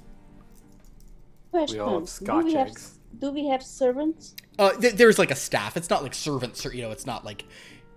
Yes, you've hired people from town to be cooks and such, yeah. Yeah, I presume that our good fellow took care of sort of hiring a staff so we wouldn't be stranded here on our first night. Aunt Sylvia has a job for them. Okay, we'll say that you're sort of like, you have like a maid. She's kind of helping the cook right now. Any men with some muscles? There's a couple groundskeepers, yeah, sure. Okay. I want the groundskeepers, because big house, there must be other bedrooms. Uh-huh. Take my bed and furniture and move it to a different bedroom. One that doesn't have any wallpaper. Or not any interesting wallpapers. That can be done. They'll ask if you want to go up to the tower. Like, do you want a room with stone? They say it might be a little cold.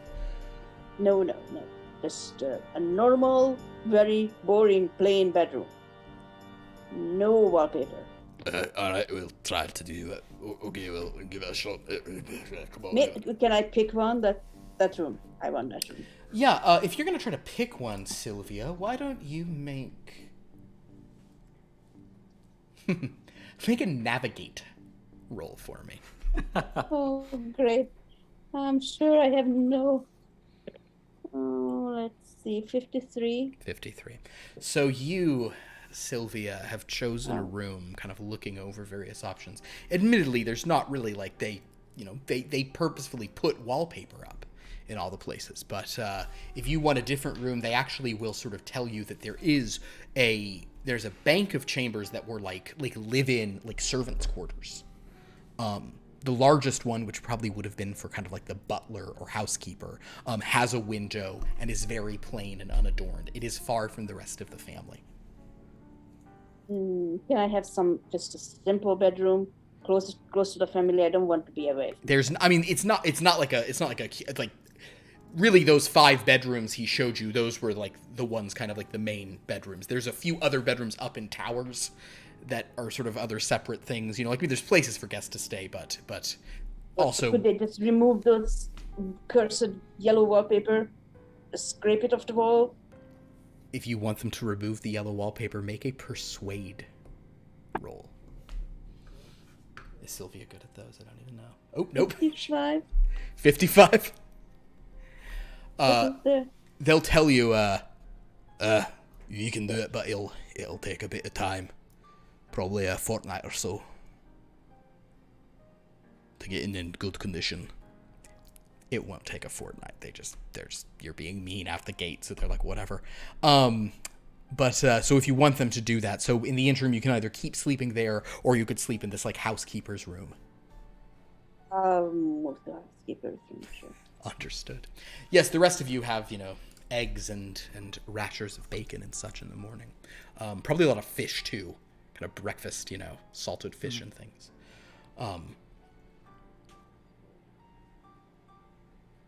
Anyone want to talk about anything? Father, why is that man in the picture wearing a dress? Oh, well, Thomas, I understand that is referred to as a kilt. It is sort of a ceremonial garb for the people of Scotland. Were they even wearing kilt back then? That was pretty much a later invention. I thought in the 1600s there was some of it going on. What's like, his name? The tartan writer things? made the kilts very popular. I've been was- watching Outlander, and it takes place before this. Oh, I okay. was There were describing kilts. It was the Party dress, it's the nonetheless. 16th century, so Just like a party dress. the 1500s is when the kilts kind of became. Okay. Yeah. But yes, it's sort of their formal wear here, Thomas. Am I gonna have to wear one, Father? Only if you want to, Thomas. I think You you are should. not- I think you'd look very pretty. I don't think that would be respectful. You are not Scottish. They would be thinking that you are making fun of them. Cultural appropriation. Yeah, Okay, now hold on, Pata. Because if this is too early, late for kilts, no one was talking about cultural appropriation in 1838. You would be looking silly in a skirt. Come Also, on. as someone from 1838, I would not care. As a rich white dude from 1838, I don't care. Yeah. Sure, son. But it's just like it's not proper for a proper American boy. I mean, these local yokels might do what they wish, but You Yeah, a don't- hunter you like really- me would never wear a dress. Well, then you do not have to wear a kilt, Thomas, if you don't want to.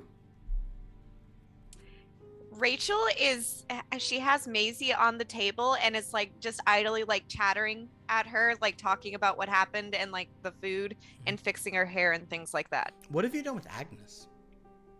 I left Agnes in the room. So you just haven't touched Agnes since then? I have not. The poor little blood-soaked lamb doll. Understandable. So, What would you all like to do today? Would you like to go and we have a town to explore? We can explore the grounds more. I want to look around this house. There's got to be so many different rooms. You did also never get up to the tower, Thomas. We could venture up there. Yes, the tower. Just be careful. There's a person that lives in the walls. I saw them. Oh, did What? you? Mhm. What Last did they night. look like? What did they look like, Rachel? It was a tall. With this person, I keep referring to them as a man, but was I unaware of their gender? you rolled pretty high on this. Okay. So it's not so much that you're unaware of the gender. Like it didn't necessarily. It was a figure. It didn't seem like a man or a woman. It just seemed like a figure, kind of like Oh, okay. pale and kind of like dark color hair, but it seemed something else. They were very tall and very pale, and they were in the wall behind the clouds, and they were staring at me. Well, we'll certainly get to the bottom of that, Rachel. But if we're going to the tower, then we will have more stone walls. So I'm certain that's safer. So if you're coming up to the tower, I don't think you'll have to worry about this figure. Okay. Up to the tower. Love it. So, Aunt Sylvia, are you going up to look around the tower with them as well? No, I would like to actually go back to Rachel's room and have that lamp and have someone of the servants wash it. All right. You pick up And the just lamp. look around and try to find, maybe ask the servants if they have the key to that mysterious Perfect. wardrobe Love and it. things like that. One thing that you do Just notice, busybodying around. and I'm going to actually have you roll one last check on this. This will be another. We'll do chemistry on this. Go ahead and roll another chemistry check. Because I'm so good with chemistry. I mean, you're better at it than you are with normal science. Oh, 86. You know, there's an interesting thing here where sometimes I'll just reveal things that your characters don't know. You pick up the lamb and you're like, I need to get this clean. Like some blood on your hand. It's so strange. Like the blood on it seems to still be wet. It's weird. Anyway, you hand that off to a servant. Strange.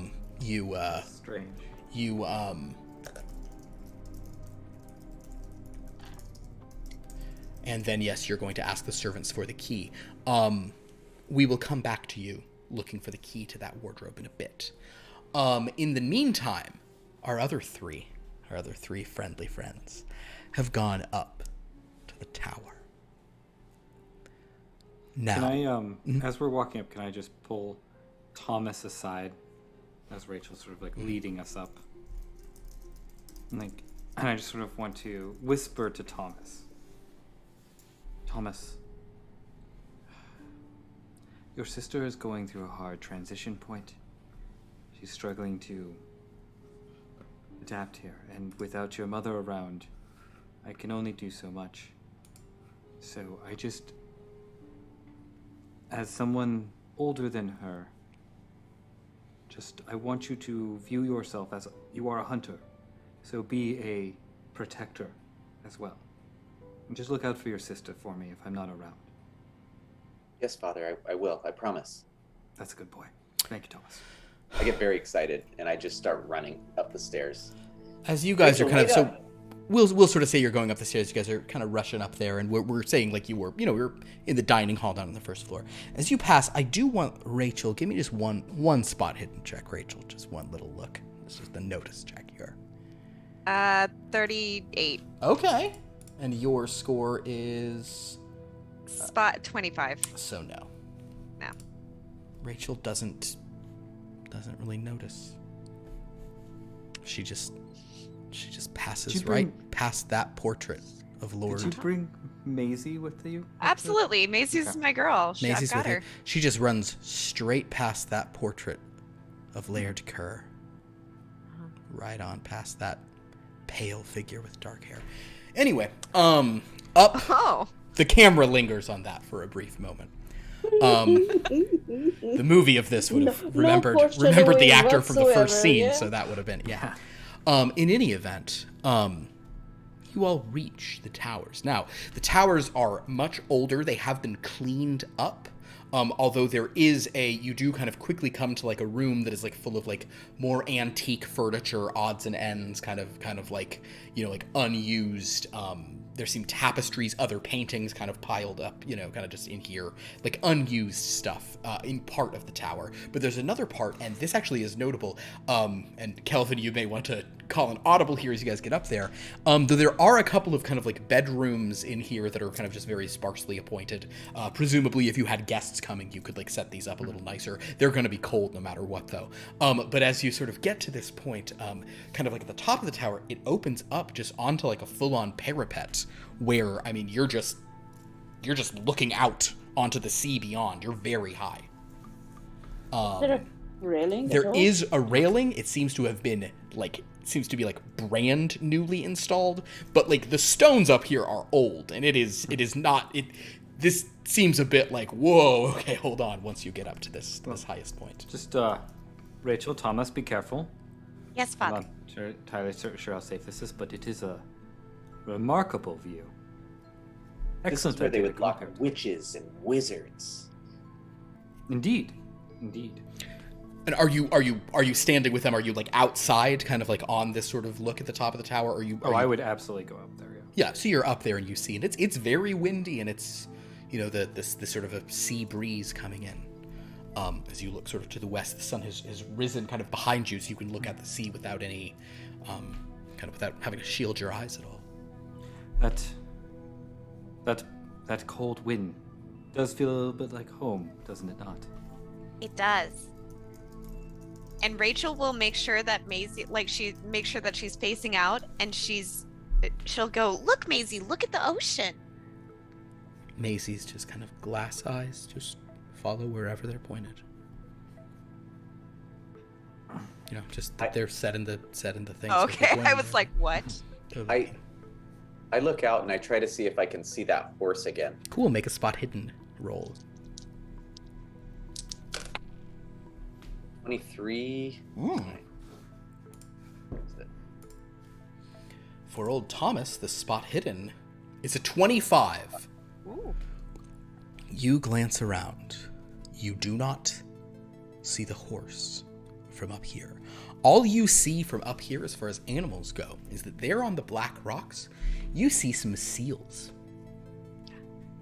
Look, there's seals over there. Do you see them, Rachel? I do. I bet there's all sorts of animals here. I actually saw a horse this morning. I knew there were horses. I heard one too. Well, He nodded at me. yes, we Father? appear to have some wild horses on the property. Perhaps we can find them. I would love that. You could get your own horse.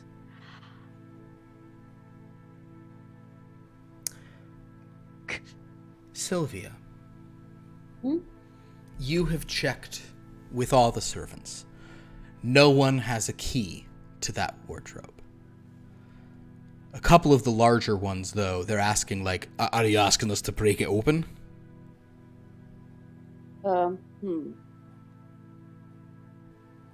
Yes. All right. Well, don't blame us if we can't. I give them some money. Just can I do that? Or something to just appease them.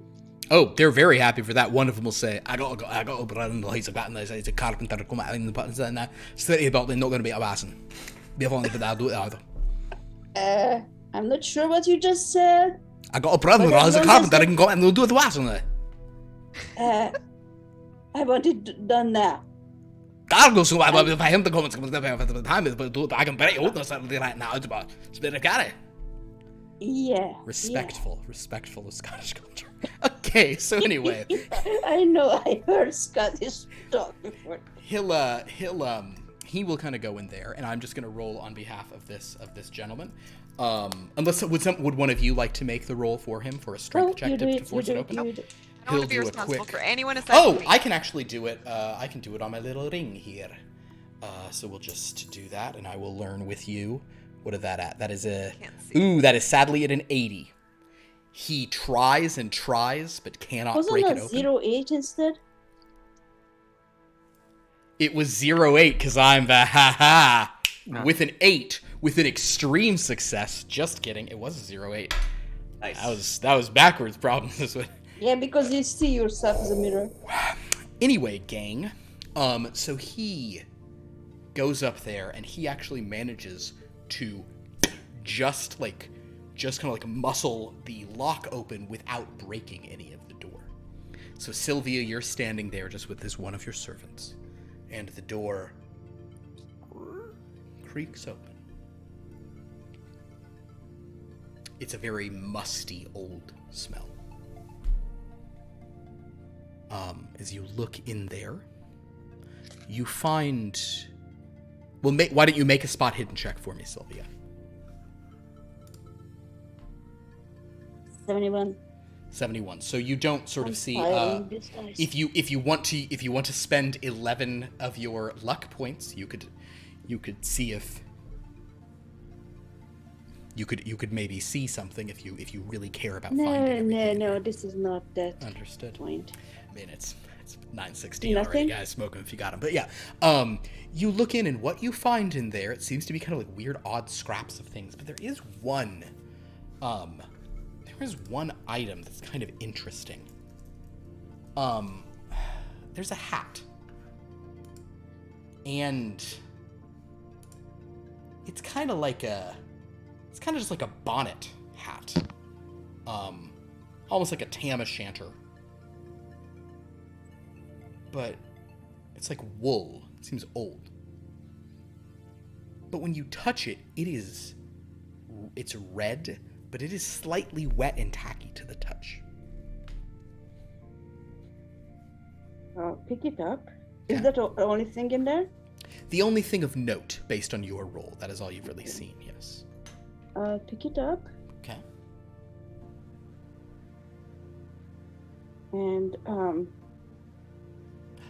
Oh, I didn't realize you had this. Go ahead. what do I have? I instruct the Scottish man to find a friend or other body and just get this piece of furniture out of here. Remove the wardrobe. Okay. Yeah, Understood. just move it wherever. He will kind of go and he'll say, In the dungeon if have to. all right, so don't take it off. You're not giving it to me for my brother-in-law. The cop would love to have that. That's fine. I give him some more money. All right, come on, Yeah, whatever you said. So they'll kind of walk off to go do whatever. But you're looking at this thing now. I forgot. One of I think your highest skill It's awkward. is the occult. So I would actually like you to make an occult check. You have a 70 in occult. Because she's very superstitious. 59. 59, you have succeeded on a check. Now,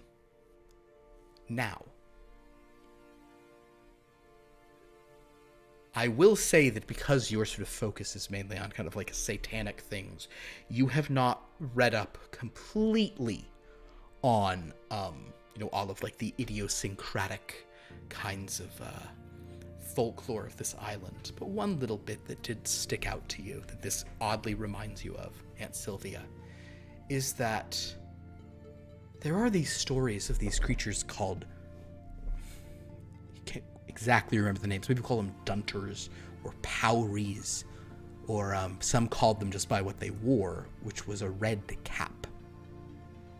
And they wore a little hat, and when they'd kill people, they would soak the hat in their blood. And certainly the idea that this is called Trow House, I mean, to call, like, this is the equivalent of, like, naming your mansion Goblin Manor or Monster House. Goblin Manor sounds good to me. Yeah, Goblin Manor would sound good. Pretty good. But yeah, so Trow House, there's kind of like, this is one of the little monsters and night creatures that... I get the idea that maybe I should study up on local folklore after all. Understood. I'd like to take this head down to the kitchen. Okay. Where I assume there is some fire and try to burn it, even though it's kind of wet. But Understood. You can toss it. You can toss it into the fire without any trouble. All right, that's what I do. Understood. I'm actually going to roll on behalf of. Ooh, I roll bad. As you're doing this. Bad or good bad? Good. I mean, I roll something rolls bad. As you do this, you hear this sound. And on the other side of the kitchen, like you kind of spin around and like a ladle that was hanging sort of from one of the hooks of kind of the stuff just has fallen down. And it's just sitting there, and other things up there are all spinning. Can I cross myself, or that would be out of character?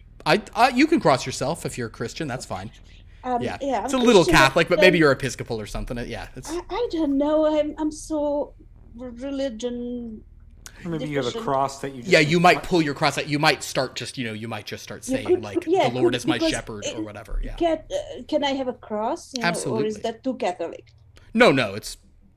Okay, so I definitely have a cross. Perfect. Okay. Yeah, you can grab hold of Clutch that. my cross.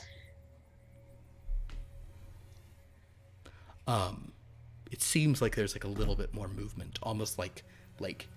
Well, why don't you make a listen check? Because you kind of noticed that, and they sort of rolled back. But make one more listen check. But it's 84. 84. Yeah, you kind of can't hear. You don't hear kind of the scampering of just a couple of odd little feet. The camera might see something out of focus, but it's all normal. Everything's Yeah, normally like a little shown. blur or just some wet footprints. Back upstairs, is anyone like? Are you going to look at those bedrooms? Are you going to investigate the storerooms? Looking anywhere Well, else? Or I you just guess kind I'm of, downstairs, so I'm probably going through the hall. I Yeah, don't know if I you're- notice anything about the spooky portrait. you're kind of looking around. Yeah, you're down there. Up in the tower. What are you guys up to? I would just say, look to my children. I will say, Rachel, Thomas, how do you feel up here? I like it. I feel like something spooky happened here, I mean, they changed somebody. They must have changed somebody up. There's got to be something up here, and I want to look around and try to find something. Make a spot hidden check then. 96. You don't see anything. You're like, you walk into a wall. I know. Ow. Rachel, what are you up to? I will go back inside and like tentatively start opening the doors to the rooms and peeking in, They look like just clutching Maisie. look like very calm, simple rooms. Is there anything in any of them that she would find interesting or pretty? No, these are pretty kind of like Spartan, kind of pretty Spartan with Okay. tartan. They're just sort of kind of like plain they haven't been fully decorated. There's actually there's a couple of interesting pieces of artwork on there. If you want to inspect those, you could. I will approach the art pieces. All right, go ahead and I'll tell you what. Why don't you make a luck roll, you unlucky child now? Gosh. 54. You don't notice kind of any of the more interesting ones. So in that case, just go ahead and do a spot hidden. Okay. 41, so no. No, you don't. It all just kind of looks like old. It just looks like pictures of old people. None of them interesting. Okay. Kelvin, what are you up to? I just look at the kids, and as they're exploring, it's like, children, would you like to go see the seals? I would, yes, very much. I'd like to see some seals, Father. Excellent. Well, let us go down to the tower, and I'm sure we can find someone. One of the servants here I'm sure who knows our grounds here, can guide you out there. And I'll sort of start leading them down the stairs and find a... Wonderful. As you sort of are leaving that room, Calvin, as you're kind of like walking like back down, you glance once more at the parapet, just like once more out there. And for a moment, as you glance out, it's night. And you see a man. It looks like he's maybe like, God, at that time would have been maybe about 60. And he's you can't really hear him, but he seems to be like muttering about something. He's in kind of like almost like a nightgown. He has a bottle in his hand. And you see there's rain falling, and you just see he's like wandering on the edge and kind of seems to be like looking at something below, and then just suddenly over the side.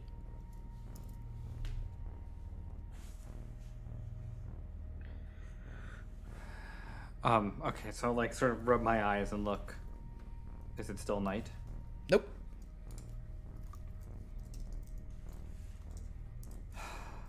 Yes, children. I think let's leave the tower.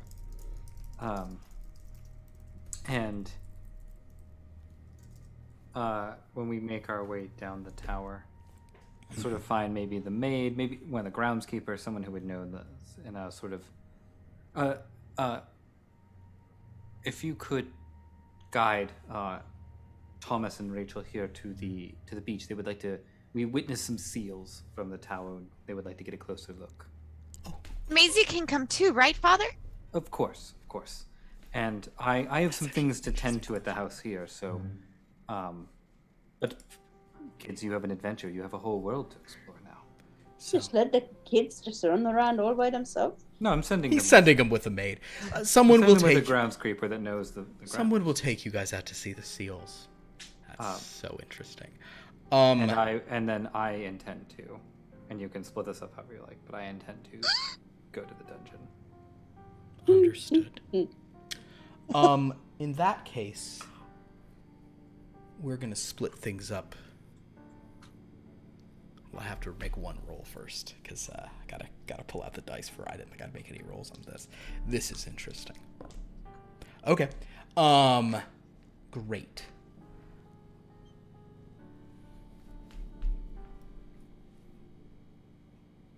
You go down to the dungeon. Key in the lock. No problem. Now, it's very dark down there. There's no lantern stuff, so you will have to take like a lantern or a torch. Oh yeah, of course. I'll take a lantern with me. Sylvia, I will say, just kind of as we kind of figure out where people are, I'll say that you sort of see them going in these directions. You have, of course, just burned this hat. You're saying your prayers. Are you going with anyone else, or are you up to your own business, Sylvia? Vonda. Oh, sorry. You see the kids going out to the seals? Are you going with them, or are you just kind of going to continue kind of looking around? And if you want to read up on stuff, there is a library, so you can start reading some. I was just thinking about that. I want to look up the library. You're in a library. It's all great. Perfect. Okay, so, we're going to go down to that dungeon for a moment, to the cellars. You open it up. That is scene, I think, 5. There we go. It's very dark and very kind of gets like suddenly kind of much sort of not even cooler, just kind of dank. It's an odd quality down here, but it is, in parts of it, it's pretty dry. But you're stepping on, I mean, you definitely can feel when you've been walking on like 200-year-old hardwood and now you're walking on like 500-600-year-old stone as you're walking down these steps. Very rough hewn. You do see that there are kind of like some cells and such, but you definitely see one area that he has that Urquhart, as he said, has kind of cleared out that would make a very nice wine cellar. Next to that is another chamber that is has been dug out a bit. I'll take a tour of that area that looks like it's been prepared, so I'll walk through that area that looks like a cellar, just to check this sort of dug out area. Yeah, it looks all good. Go ahead and make a spot hidden check as you investigate. Spot hidden roll. God damn it, hell. 95. Do you want to push that? Absolutely, I do. 29. Ooh, what is your spot hidden? I believe it's 50. Let me Oh, just great. check. Okay. Spot hidden. Yeah, so that is, it's 50. Would you like to spend any luck? Sure. Let's spend 5. Let's spend. You'd spend We'll spend 4 luck. 4 luck to get it to a hard success. Hard success. So you'll see a bit more. So So I'll be at 66 luck. And then actually, I want you, now that you're at 66, I'm doing this in a mean order, go ahead and make a luck check for me. Of course. 17. Yeah, great. So you kind of come in here and like there's something that seems odd, and you kind of like lean down, and it's almost like this is not an area that he's done anything with. Like this is like in an area that's like further back. This looks totally old. There's like boxes and things, but just something over there attracts your attention. And as luck would have it, there's even like there's like a crowbar like from his stuff that they must not have pulled up that's like leaning right, like that you could just perfectly pick up, because back behind there's this one sort of like stone in the wall that seems to be slightly like askew. You think it's been askew for hundreds of years, maybe decades, certainly. No. Well, we should see what's behind it. Sure. Go ahead and make a strength check, and because you're using a crowbar, you get a bonus die. So roll 2 10 column die, and you can choose the lower one. Oh, That's really good, because that was a 20 and a 90. So that is a 21. With a 21, you have achieved a normal success. So you are able to kind of move this open, and you see within.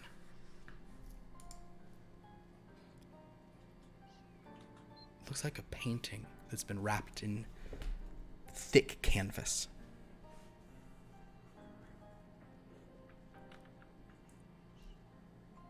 I'll pull it out. If you begin to unwrap it, down here, just kind of like in like the stark shadows of a lantern that you're holding, as you open it up,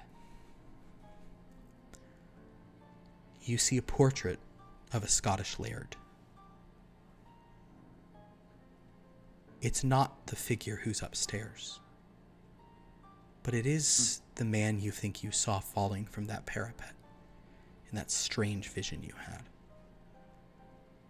And it seems that kind of like at the bottom of it, sort of written on this painting, it seems that this is identified as Laird Ucarden Kerr, who you were told that painting upstairs was of. It's very interesting.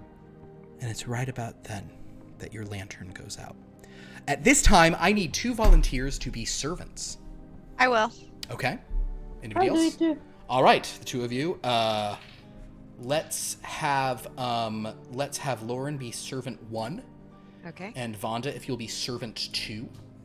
Cannot do the Scottish accent though. You aren't, or you are? No, I cannot do accent beyond my own. Fair enough. So, the 2 of you. I am servant too.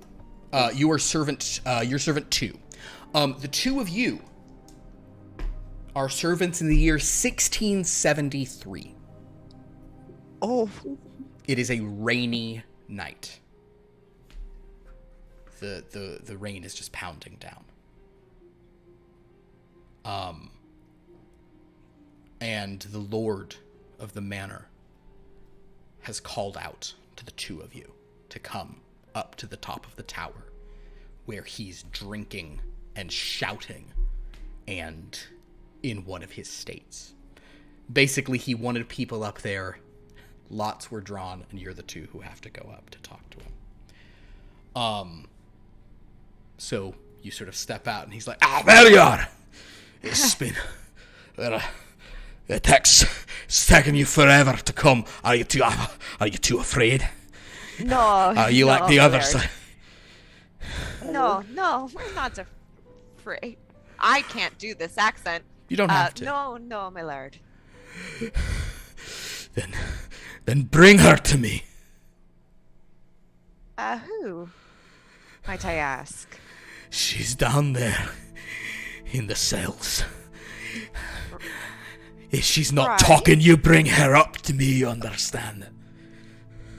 Yes, my Lightning lord. is just striking behind.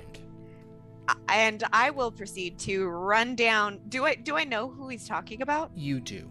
There are a few people in the cells below, but only one woman. And He'll call I will- after you, and whiskey. Bring me the water of life. Yes, my lord. Whiskey Right and the away. woman. So I will proceed down to where the woman is, and am I able to let her out? You can go down. Now, what are you doing, servant number 1? I'm number 1. Oh, servant I'm number number 2. two. Are you going with? Where do they keep the whiskey? The whiskey is down there as well. It's all in the cellar. Yeah, I'm just running to. So the 2 of you go down, Aiming for the kind of whiskey. down the steps. There's no door at this time. You just kind of continue down to these cellars. There's a few people in these sort of stalls. You can go to the cellars, but in the one he's talking about is this woman, and she's just sitting in a cell. She has these iron shackles on her wrists. She's wearing kind of like a filthy dress. Her skin is very pale. Her hair is black and very long. Hello, milady.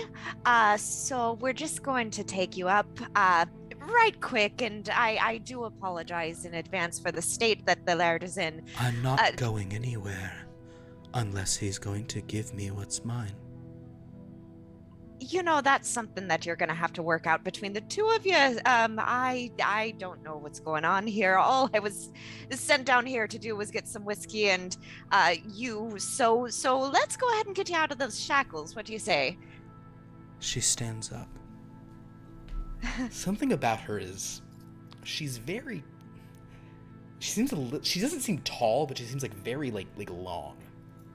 Ooh. Proportions are sort of odd. But she sort of steps over to you.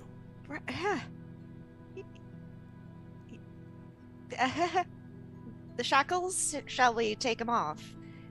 Oh, yes. Please. And you'll go up to the laird. He's waiting for you on the turret up there. Please.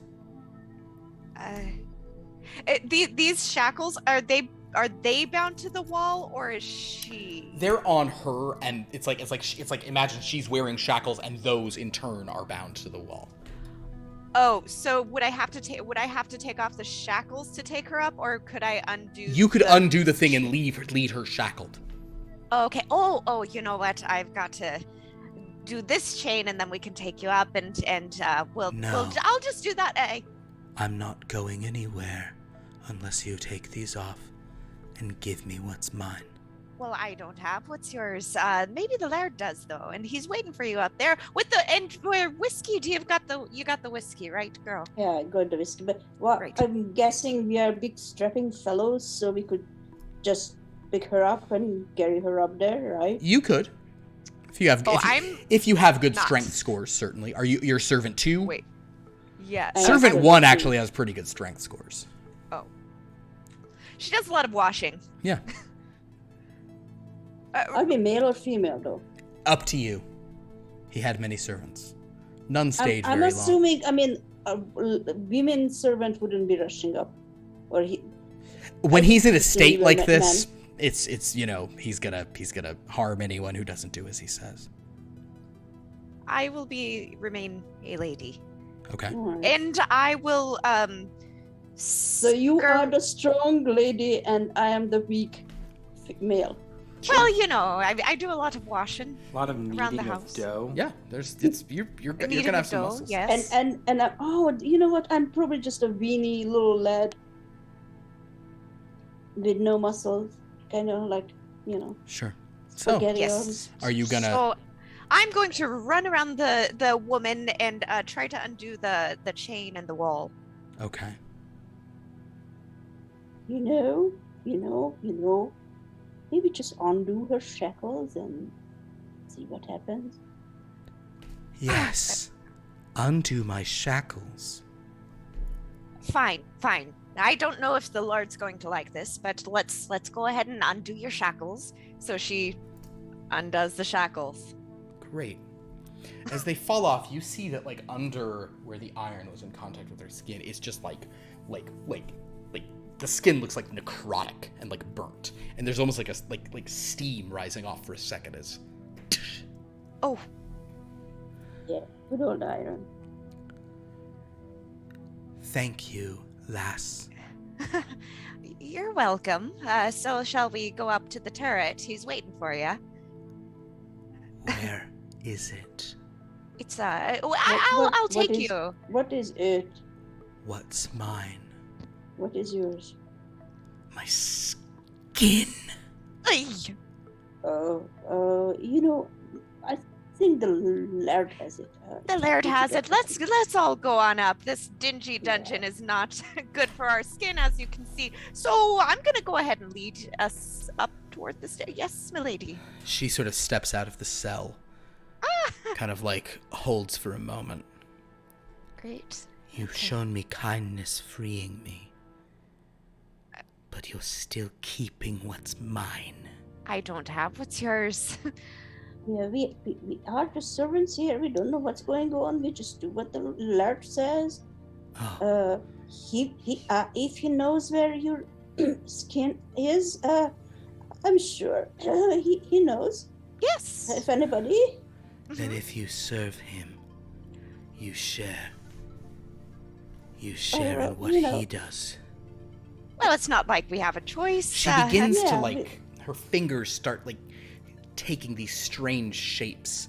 Her neck kind of twisting in an odd way as she looks at all I'm of backing you. off. Would you like some whiskey, my lady? She looks at the whiskey, and then she looks at you, and she says in this voice that doesn't sound human at all. It's a voice that sounds like sucking water, pulling you down into the sea. She says to you, servant number 2, drown. Servant number 2, please make a sanity roll for me. Oh. Oh, 61. I'm sure 61. That's good. Not sane. So servant number 2, unable to disobey. First roll a d10. Actually, no, roll 2d10. You failed. D10. A 0, I'm a 10 and an 8. Okay, cool. So remove 18 from your total sanity. You're now at 12 sanity.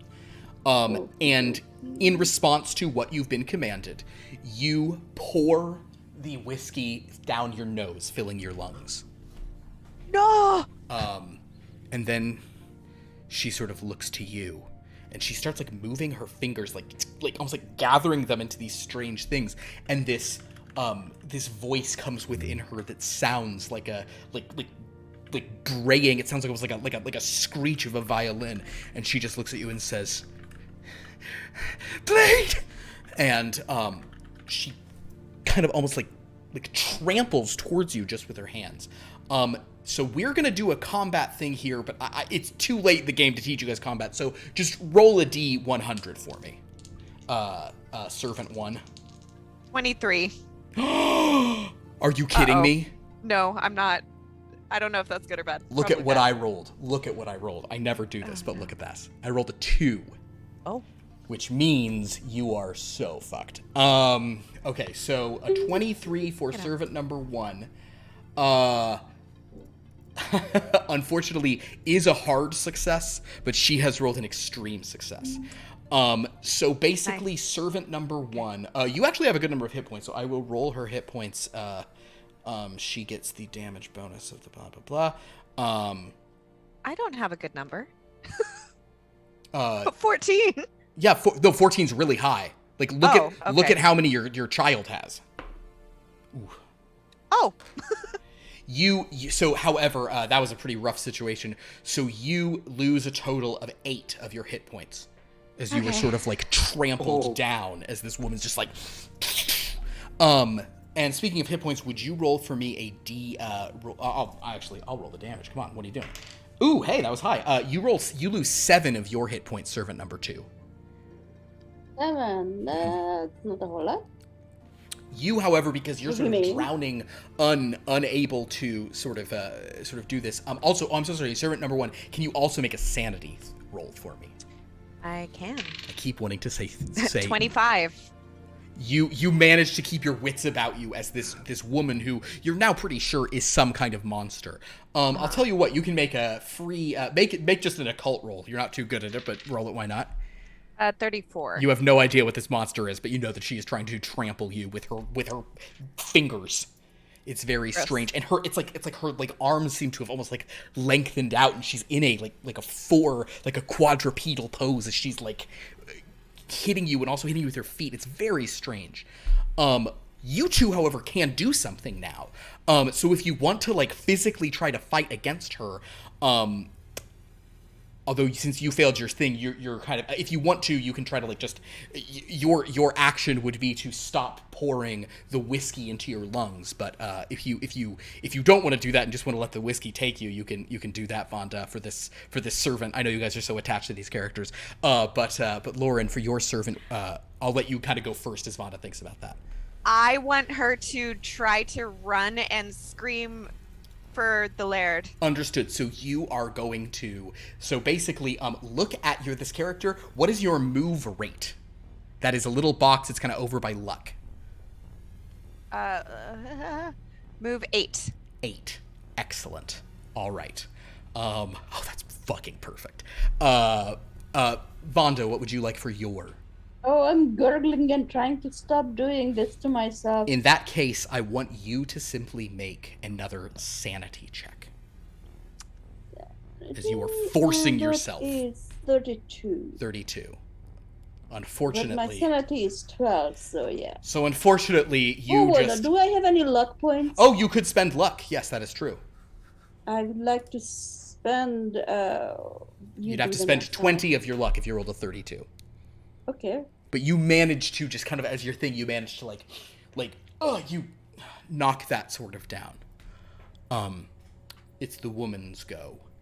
Sort of seeing you like that, she kind of snarls, but then seeing you running, kind of just getting up the stairs, she begins, especially Vonda, your servant, sees this. She kind of like arches forward, her back kind of like contorting, and she begins on all fours with her arms that seem just a little too long, galloping down, and braying like a horse as she does so. And because of her movement speed and her trampling ability, she is going to be able to try to run you down once again, Lauren. So would you please make a dodge? 32. So servant 1 for dodge. Let's see what you've got. Unfortunately, you have not succeeded on a dodge. Yeah, okay. Let's see if she succeeds on hers. An 18, so she does. So with that, she rolls another thing and adds to it. Ooh, that is max. So that is 9 points. So I'm at -3. So dead. she just tramples you down, and she is like there's something completely terrifying about her movement. Servant 2, as you're sort of falling here in this pain, I want you to make an occult check. Is that something you have any skill at? Yes. Oh, sweet. It is 82. 82. Would you like to push the roll? So this means you make the roll again. But something really bad happens if you fail again. Okay. Ooh, 75. Bring it on. And with that, I'm actually going to say an interesting thing happens here, which is that like you can't remember what it is. So you start like saying the names of certain kinds of creatures.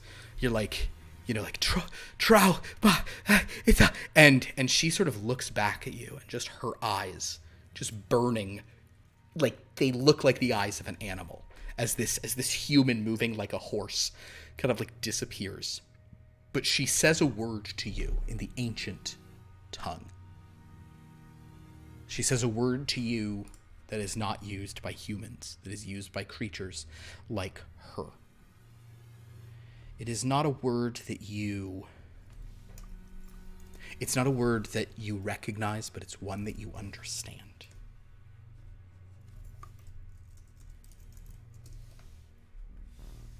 It's the language of the Dunya Shi.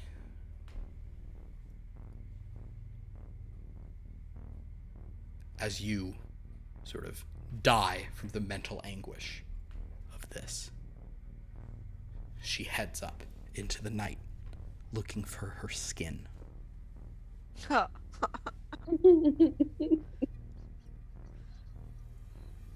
Awesome. I would just like to reiterate that I got a great price on the house. There's death here. Look, I told you not to come here. This was a bad idea. You can never listen to me. Since we were children, you never ever listened to To me. be fair, Sylvia, everywhere is a bad idea to you. Well, and I'm right? I'm always right. Kelvin. So Servant 2 and Servant 1, they're dead. That happened a while back. Aunt Sylvia, you were reading in a book. Make another occult check for me. Oh, let's see. Let me switch back to my Sorry, yes, switch. to Sylvia the other personage. one. And I rolled a 39. Okay.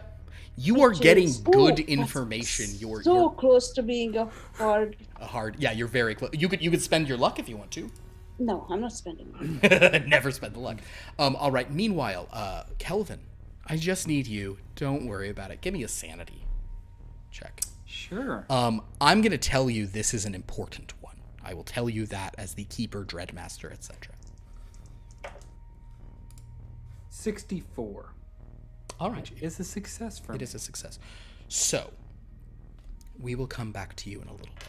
But the kids are out on the water. Poor kids. Been nice to know you. This woman has kind of led you guys out here, and there's some seals there. And she'll say, so there you go. That's the seals. Now, don't go too close to them. Do they bite? Well, they can. I mean, they're mostly pretty friendly, but it's more that out on the rocks, it's very dangerous. Wee ones, such as little wee ones, they often get washed away in the rock. So just be very careful. I'm a very good swimmer. Oh, are you? But I don't know if Maisie can swim or not. Who's Maisie? Maisie is my doll. Oh. She's a bonny little lass, isn't she? I believe. Does that mean pretty? Mm-hmm. It does. She is. Bonny lass. She's a I know the lady who made her. Really? She's a wise is she nice? woman. Yeah, she's nice. Do you talk to her? On times, I go and see her when there's trouble. She's a wise woman. Can I talk to her? Oh, I'm sure. I want to tell her thank you so much. Oh, I'm sure you can. If she made that doll, it's here to keep you safe. I'm sure. Here, look at the back of the doll. Are there any Here, open up the back of her dress there. See if on her back she's put any sort of symbols, protections or things like that. I will look. There is actually a little symbol kind of carved in. It looks almost like not quite like a Celtic cross, but it's a similar sort of just little engraving. What does this mean? It just means it's a ward against evil spirits. Oh, well, that's good. I think there's some living in our new castle house. Oh, well, So that's because all old houses are haunted, but provided you don't cause the ghosts any trouble, they won't cause you any either. I won't. I promise. That's and good. you better not either, Thomas. As they're talking, I've actually wandered away closer toward the cliff. I've been whistling a little song, and I'm trying to pick up stones and just throw them into the water. Understood. You're over there. And Thomas, there's just this whistle on the wind. And it just sort of it's just sort of saying to you something. Make a listen roll. Roll, Thomas. 67. I'll use some luck. Yeah, why not? Or you could push it if you'd rather. Let's push it. Cool, then do that. Perfect. Let's push it. Push it real good. 77. Perfect. So, you are listening and you feel like you hear something speaking to you. And that is when you kind of just go a little too far and you lose your footing and tumble down the rocky. Wish. You, sir, you do take, that's rough. You take 3 hit points of damage as you tumble. I need for you to make a dex roll for me. 24. 24 is a success. You manage to hold onto the rocks before you kind of fall into the water itself. There are seals about 20 feet away from you. Seeing you come here, most of them jump back into the water. The woman's like, the lad is, are you all right? And how far away am I? Far You're away? like 20, 30 feet kind of down like a very treacherous thing. I think I'm okay. And I try to scramble back up. Sure. That's you have enough strength that if you take a little time, you can do so. It's pretty stuff, and you're kind of cut up. You're pretty banged up. But she'll sort of say, "Oh, are you all right? Why did you? I looked away just for a moment. What were you doing so close?" Just wanted to see what was out there. Get a little closer look. Oh, all right. Well, you seem to be okay. I think perhaps this is enough being out here for today. Let's go on back in. Yeah. Thomas, you shouldn't be doing dangerous things like that. I know. I'll be careful, I promise. You guys head back in. Kelvin. Aye. You awaken in pitch blackness. It's kind of odd as you sort of are trying to come to your senses. You seem to hear this voice that's kind of just like,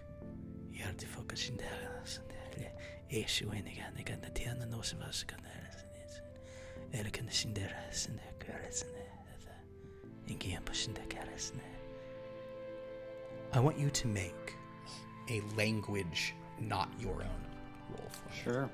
Now, it's a language unknown. Now, this is a very, very low thing here. But I am going to give you, for reasons that will become apparent in a moment, please give yourself 2 bonus die. So you're going to roll 3 of these. 3 of the 10s thing. Use the lowest, and then roll 1.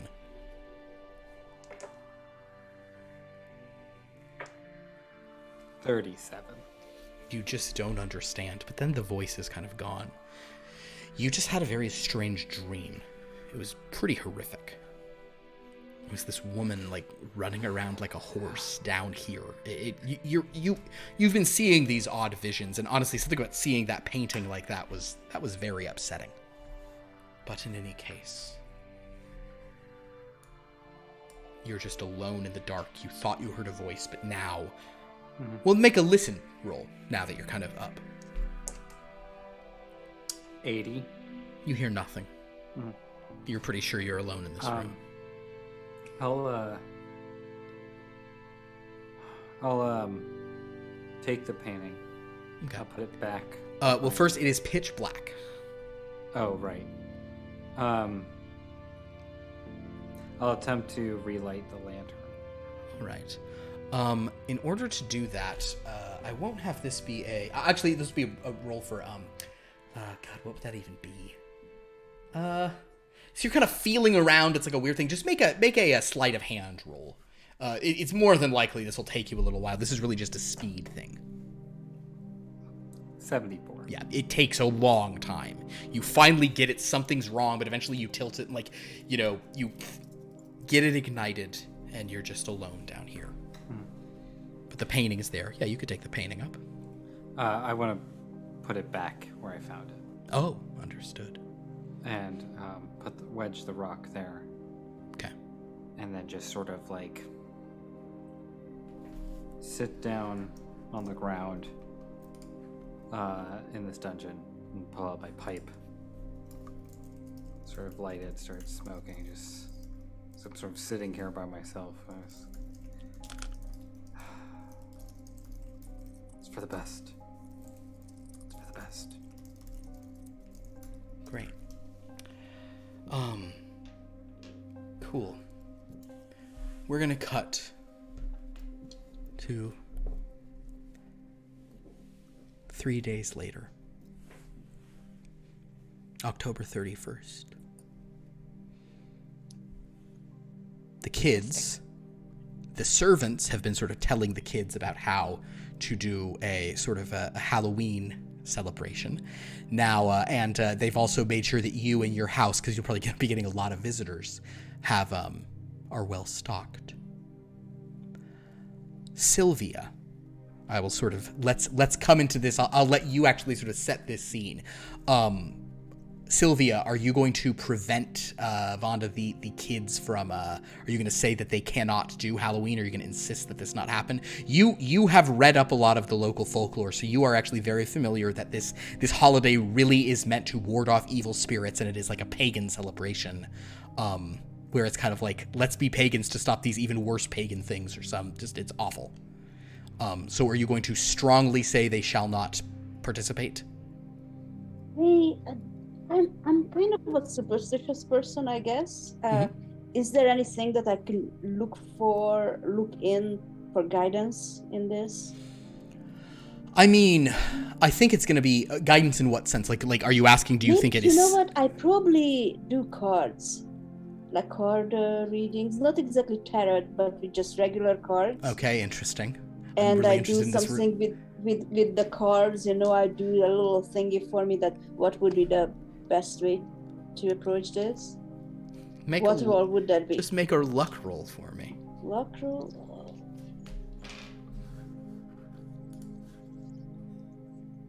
It is a 17. 17 is lucky enough for Sylvia, who's kept a lot of luck.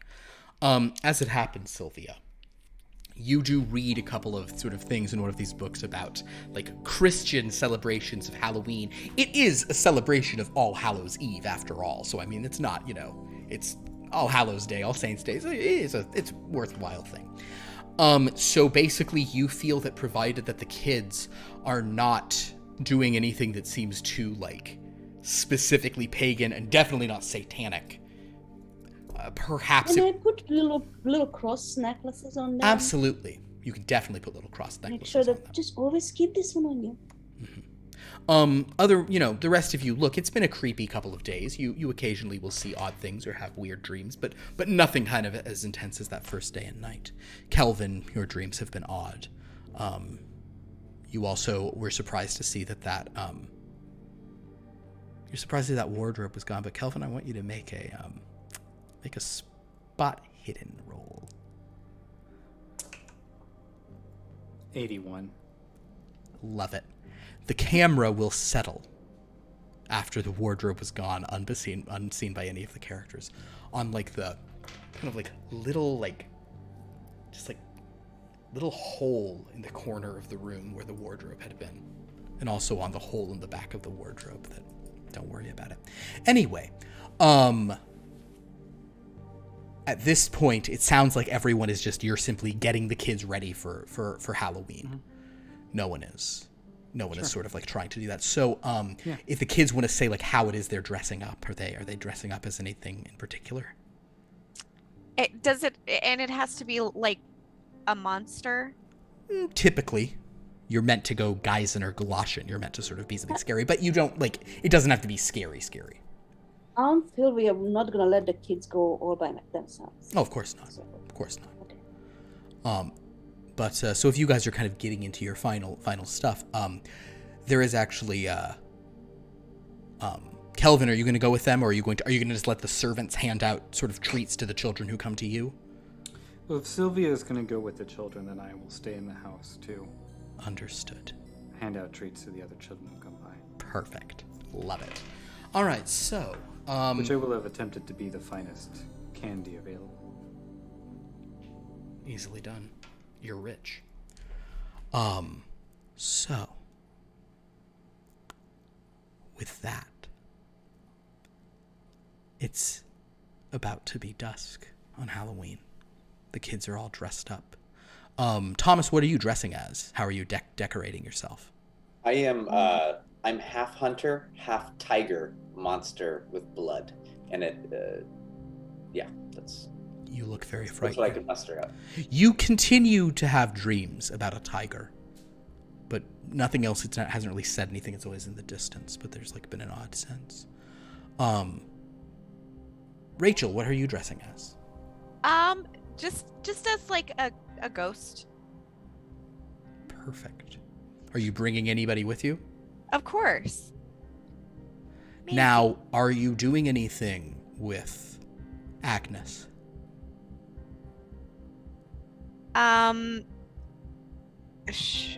don't know if I should. No.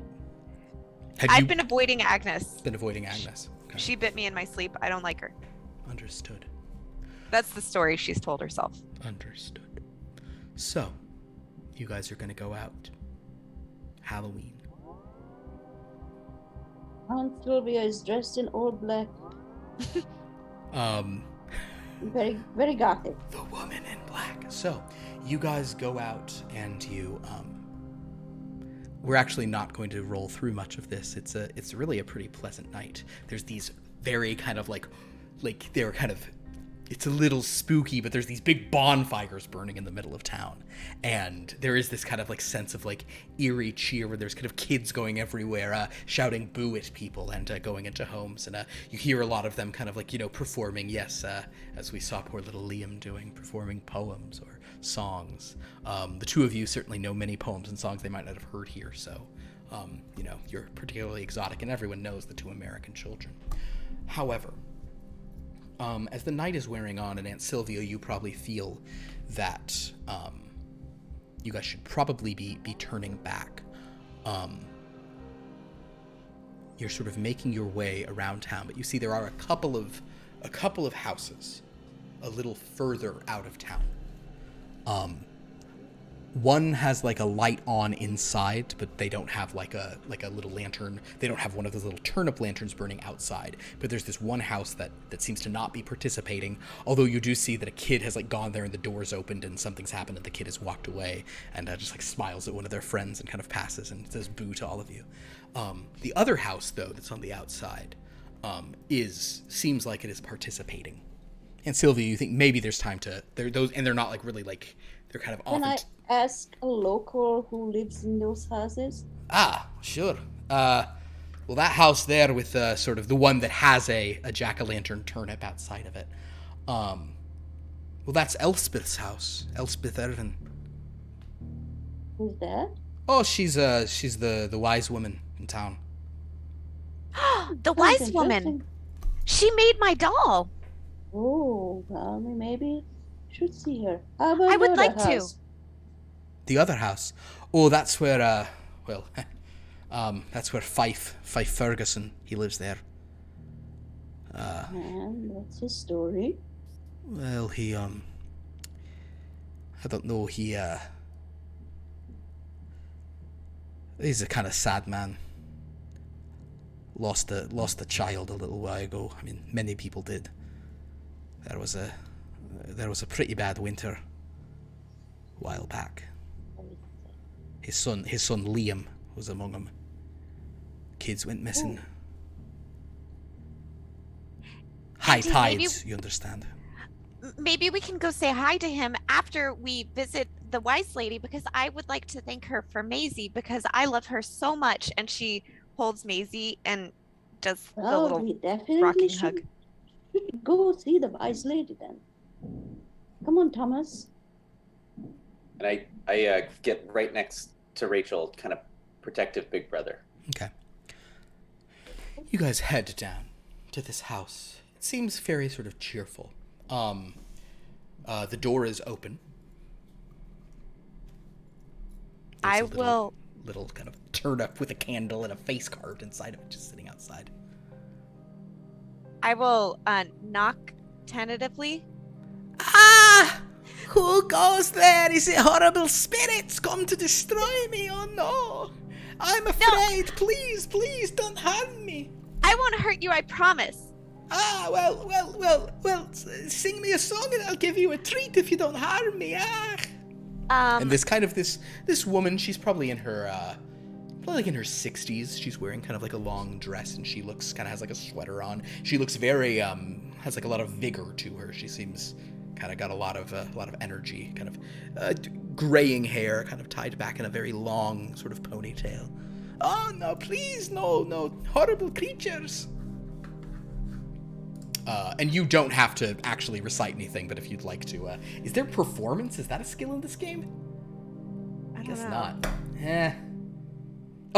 Do a then just roll a language, Rachel. What kind of oversight? I know. 88. So no. You butcher just some poem that you've heard. You just tear it to ribbons.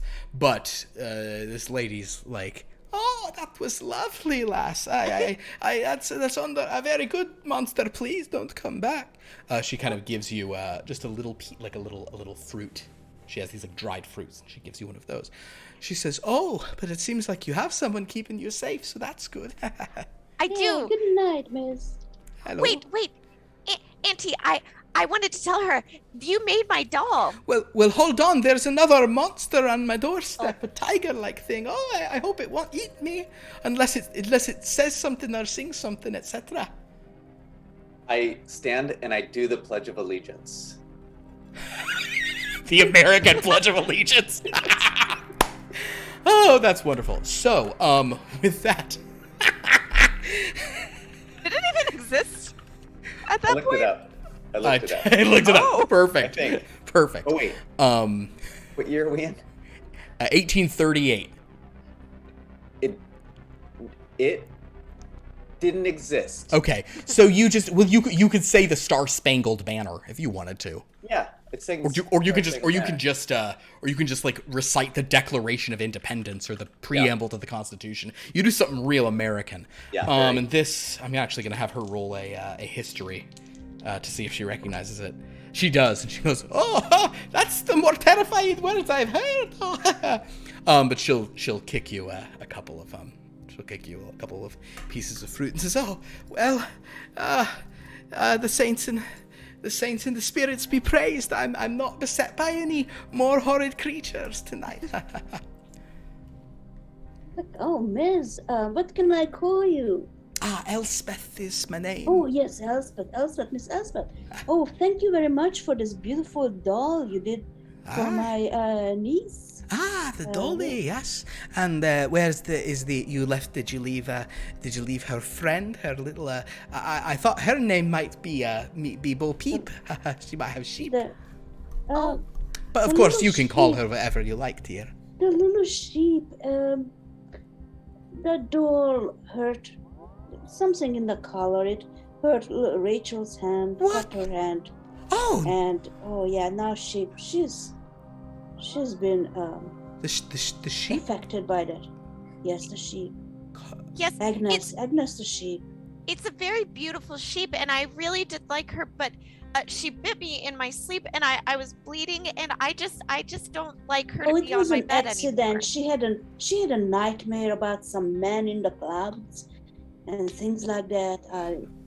It was just an accident. Oh. Where... do you still have the lamb there, do you? Yes, she has. It's at home. She kind of takes Maisie from you for a moment. May I? Yes. She kind of just opens up the dress in the back and just looks at something and seems relieved, and then laces it back up and hands it to you. Okay, well, oh, all right. Would you like us to bring the sheep back to you? Yes, I think perhaps, I'll send a servant. to no, perhaps I'll come with you now. All right. I think perhaps I'll come. What about you, lad? Are you have your nice soldiers? Anybody bothering you? You seen bothering? any men in the walls? I've been having some bad dreams, but a tiger. But I mean, that's nothing. That's What is on the tiger? I'm a hunter, so I don't have to worry about that anymore. But so the tiger is all right. Oh, I broke it.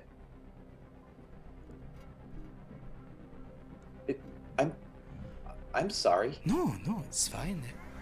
Toys are destroyed all the time. It's all right. All right. That's fine. Perhaps I should come. And she kind of starts gathering up a couple of bags. Perhaps I should come and make sure these toys are all right in this house for the wee bairns. Looks a little bit strange, but locals. Aunt Sylvia is like, Aunt Sylvia. Yeah, sure. We were heading back anyway. Let's walk together. Wonderful. Kelvin, can you give me a sanity check? Of course. Oh, Calvin. Addie's gonna die. 3-0.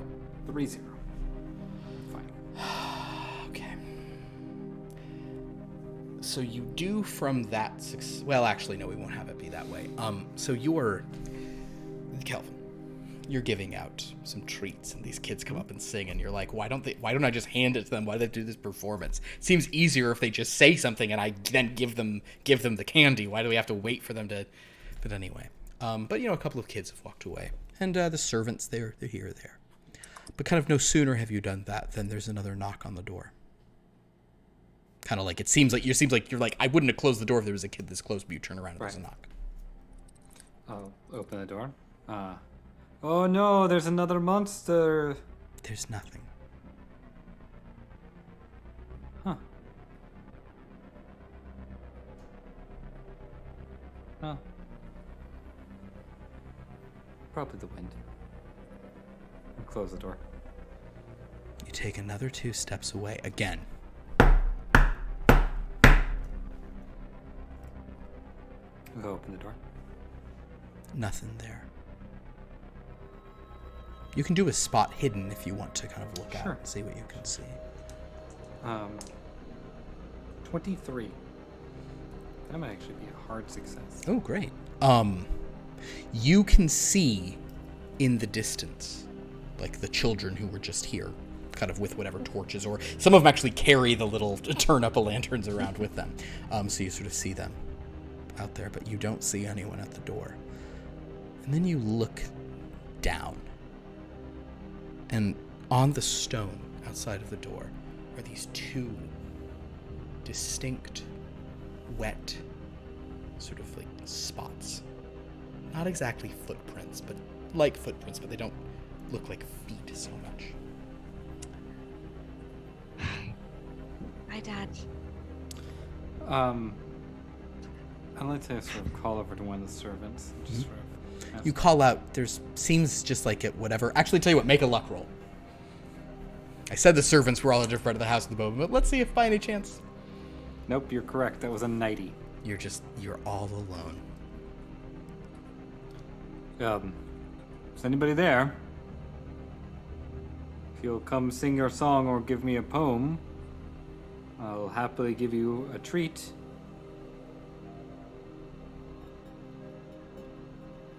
Night is persistent in its silence. I'm gonna step out to take another look around. Oh no. You step out, kind of go about, make another spot hidden check. 9. In that case, is that an extreme success for you? That is an extreme success. In that case, you see, like, kind of like you've stepped, like how you're stepping like 10, 15 feet out of the door. Kind of Yeah, like I'll actually cross the threshold, probably down the steps. Go the steps.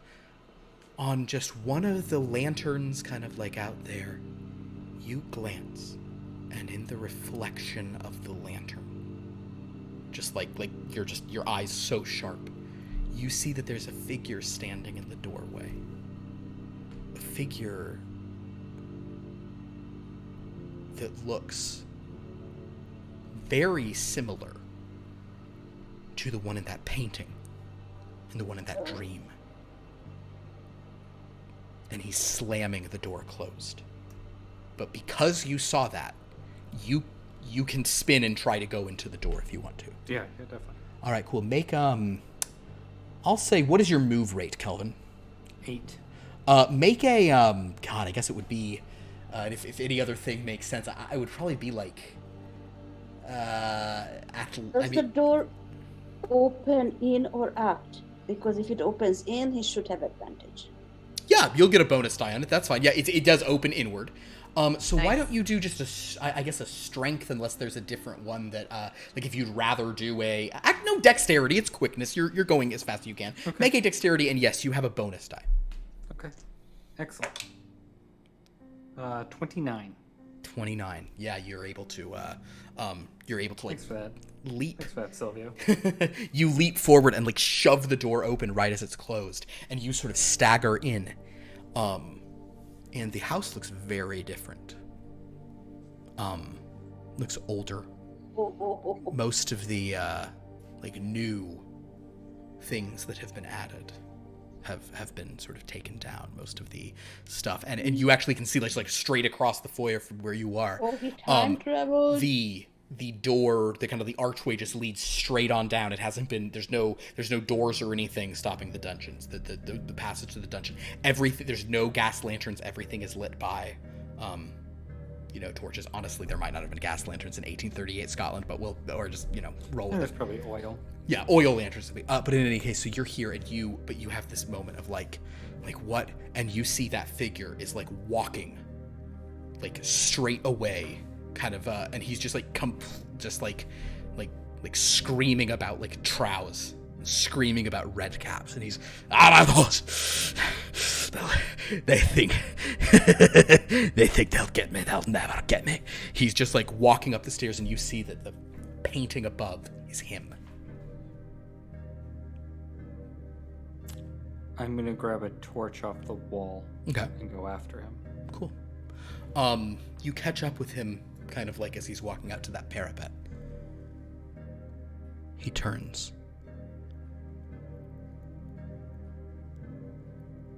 What are you doing in my house? What are you doing in my house? You bogey. You Trow. I see you. Rain is pounding down on you guys up here. You're holding the torch. I don't know what's going on. My family lives here now, and you have to leave. Family of monsters. Family of horrible little things. Creatures. I'll slay the lot of you. I've killed so many. You think I'm afraid?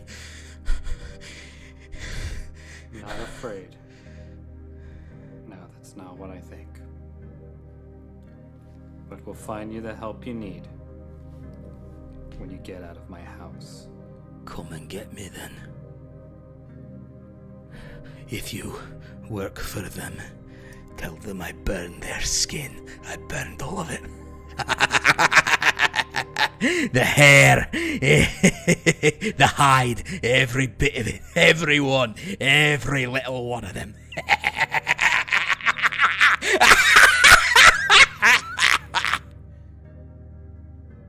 So come for me. I don't fear you. I don't fear you, little monster. I'm gonna try to hit him with the torch. Wonderful. You move toward him. Make a fighting brawl attack, please. He's going to make he's not going to dodge, which is a smart thing. He's going to make a fight back. So bad. Wow. Fighting brawl. I'm gonna push it. Okay. Okay, It's go an ahead. 82. I'm gonna push it. Push it, that's fine. It's better. 68. So it's interesting because what you do in this game is you compare levels of success. And he rather than dodging is taking the fight back action, which means if you both achieve the same level of success, the tie goes to you. Although basically in this case there would just be no damage. You swipe at him, but he achieved a hard success. So instead, he is going to sort of like pound you. So first of all, you are going to take. Oh no, but he doesn't have a. He doesn't have a size. Wait, what's your build? You're a +0? Oh Yeah. no. Yeah. Okay, then he has one on you. So that's the thing. That's full on that. That's 3. And then I'll do this. Okay. So that is a total of 7 points of damage that you take as he just kind of like clocks you with a dagger that like you didn't even see. At least you think there's this dagger. Something is very strange here though. Please make a sanity check. Sanity roll. Damn it! I always say check. I mean roll. I'm gonna spend some luck. I rolled 79, so I'll spend 9. Okay. All right. Luck will matter in a second here, I think. I'm sure it will. So you do this and like you're trying to kind of like understand what's happening, but upon taking that damage, upon taking that pain, you you did take that. You feel the pain, but suddenly there's like this moment where you realize that you're just standing on the parapet. You're standing on the edge of your parapet, like against the railing, like the rain just pouring down. You're holding a torch, you're holding like a lantern or something, but you're just up here alone. And you feel like something just stabbed you, but now you're like, oh, and you're just basically teetering over the landing. So, first please make a dex roll for me. Scott. 19. You manage to... So the luck woe won't be needed to see if there's something you can hold on to as you fall. But you manage to, like, back up and you kind of fall on the parapet. You're just up there by yourself.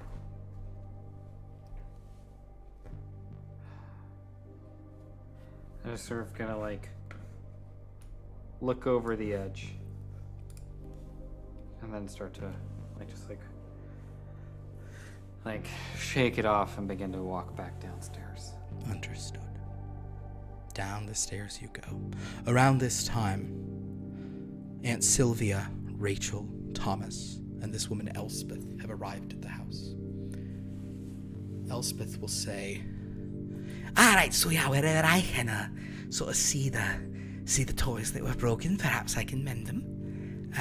I lead her up to Rachel's room. Okay. Thomas's. Oh, never mind. Oh. Sorry. There, we Ignore have me. that little sheep.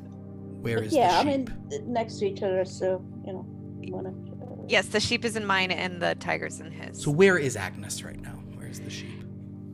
Agnes has been placed back with the other toys behind them. She doesn't want to look at Agnes. So she goes to Agnes. And she picks her up. Now, you have the servants clean Agnes. But Agnes is now kind of a it's kind of like murky, muddy, off-white sort of color. She takes Agnes and looks at her and kind of like opens up a flap on her, and then she gasps. What is it? It's nothing. It's nothing, real lass. It's it'll be fine. She's actually gonna try to do some sleight of hand. We'll see if I'll kind of do this against. It'll just be a success. Means she wants. Ooh, that's bad.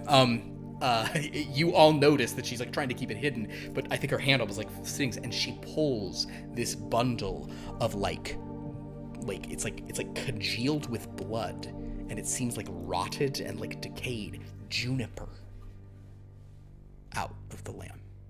Oh my God! How did that get in there? I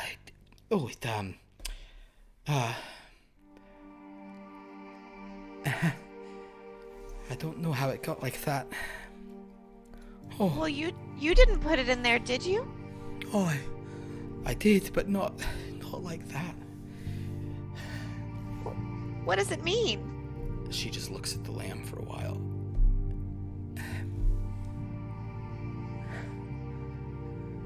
I'm just trying to keep the wee bairns safe, that's all. Well, Maisie's can still keep me safe. Maisie keeps you safe, but you need another. All right. Give me a bit of time. Let me see your tiger, eh? She'll kind of come with you, Thomas. So she goes into the room, and the tiger is broken, but it's surrounded by all of the soldiers just sitting in the corner of the room. She picks it up. Oh, had a bit of a tumble, eh? Right, you said you dreamt about a tiger. What did the tiger say to you? Was asking me if I was a hunter, and I am a hunter. Because if you're not the hunter, then you're the hunted, so I'm the hunter now. A tiger said this to you in the dream? Yes. All right. I don't think this house is safe for you anymore. I think you should come and stay somewhere in the village. I didn't think Safe. this would happen. I thought there would be a chance that... What would happen? There are things in this place that are. This is not a lucky house. Never liked this place. No. Never had it. Always had a bad feeling You about should all it. leave. Where's your dad? I don't know where our father is. I He yell out, should be around "Father!" here somewhere. Kelvin. Mm-hmm. What do you do? What have you done once you're up there? Like when you fell back and you were like, I'm not where I was supposed to be. Oh, up on the parapet. Mm-hmm. Yeah, I'm just sort of slowly making my way down. Okay. So you hear voices in that case. You hear the children and you hear a voice you don't recognize as well. I will go to investigate that. Still Oh, holding something in my hand. it's just like a lantern, a lantern. You thought it was a torch and now it's a lantern and you're just, yeah. And you're soaking wet. No, wait, are you? Yeah, you're soaking wet. It's not raining, but you're soaking wet.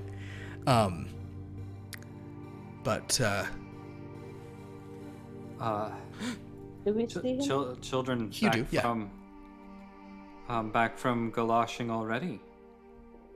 My goodness, Yes. Calvin, what happened to it? Why are you soaking wet? What's this? Oh, it's nothing. Just an accident. I wouldn't worry about Kind of it. accident. I just spilled a basin on myself. Father, there's do- something do- strange in this house. Yeah, can I roll occult or something on him? On him? Oh, yeah, go for it. Roll an occult on him. It is 00. What is it? 0? 00. Okay. So here's the deal with this game. I thought it was nice, but instead, it's really mean. You have rolled a 100. So in D&D, there's a 5% chance of a critical failure. But in this game, there's a 1% chance. If you roll a 100, you cannot use luck. You cannot push the roll. Auntie. You have done what they call a fumble. I think, oh, okay. He poured water on himself. Oh Right? no, it's much worse than that. Oh no. You look at him, and you've been reading all these books of the occult. And you've been reading some of the Gaelic, the Scots Gaelic in them. And you don't quite know what it means, but you were pretty sure it's some ward against evil. So you say these words that you saw in a book. Ordinarily, you are a good Christian woman. But this is great, because I really thought things were gonna, I'm also, I know it is, guys, I know this is a long one, but I mean, Halloween special, come on, what are you gonna do? But you say these words. You are a good Christian woman. You would never say pagan stuff, but in the situation, you're sure something's wrong with him, and it must, maybe the only way to get rid of this pagan terror is to try to, use it back. And so you say these words.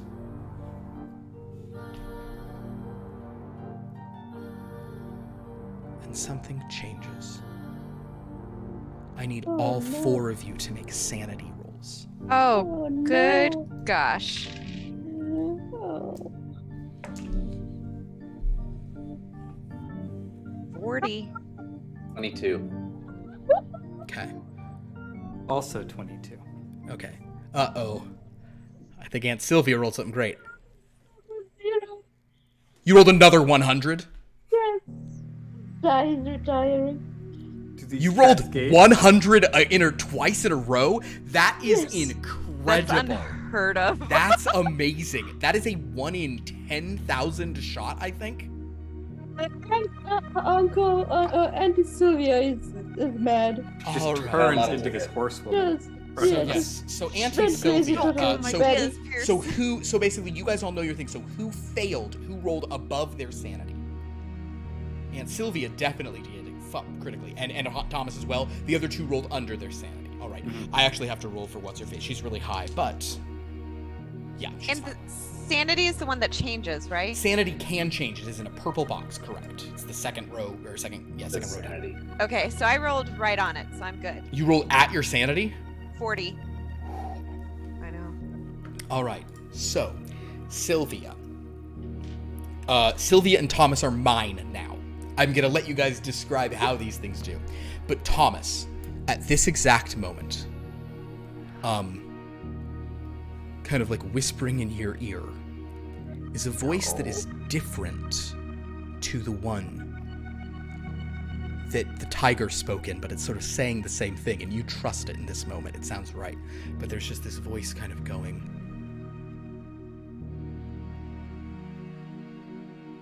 if you're not the hunter, you're the hunted. So if he's not the hunter... And it's talking about your father. 100% it's talking about your father. Your father who... Actually, make a luck roll for me, Kelvin. Pulled him to be a hunter. Can you make a luck roll, Kelvin? Oh, sorry. 32, so that's a success. All right, so fortunately, you're not just like standing like right in front of the balcony or anyway, but you have been told to attack your father, and you're going to do that. So I need you both to make. So the first thing that happens is you're going to do that. I need Thomas to make a fighting brawl check, or roll. Sorry. And you have two options as he runs at you. You can either fight back or you can just try to dodge.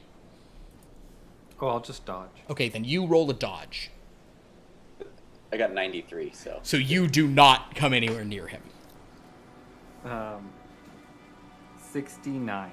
So Nice. so basically you jump completely the wrong direction, except he just punches like not where you were at all. So basically the two of you were just like swinging around wildly, like not even remotely anything.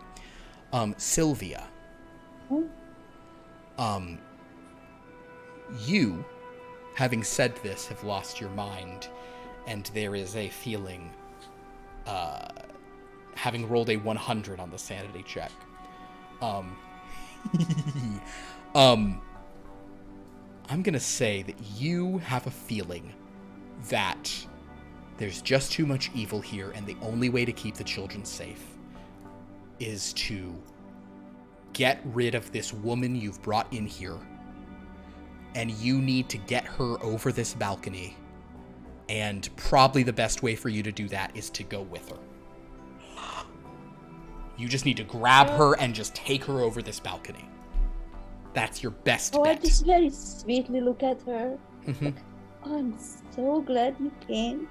She has this look of like that you just said that, like, okay. And this is just wonderful. We love this place. And I kind of pull her. I'm just like really friendly manner, just like kind of put my arm around her and just guide her toward the balcony.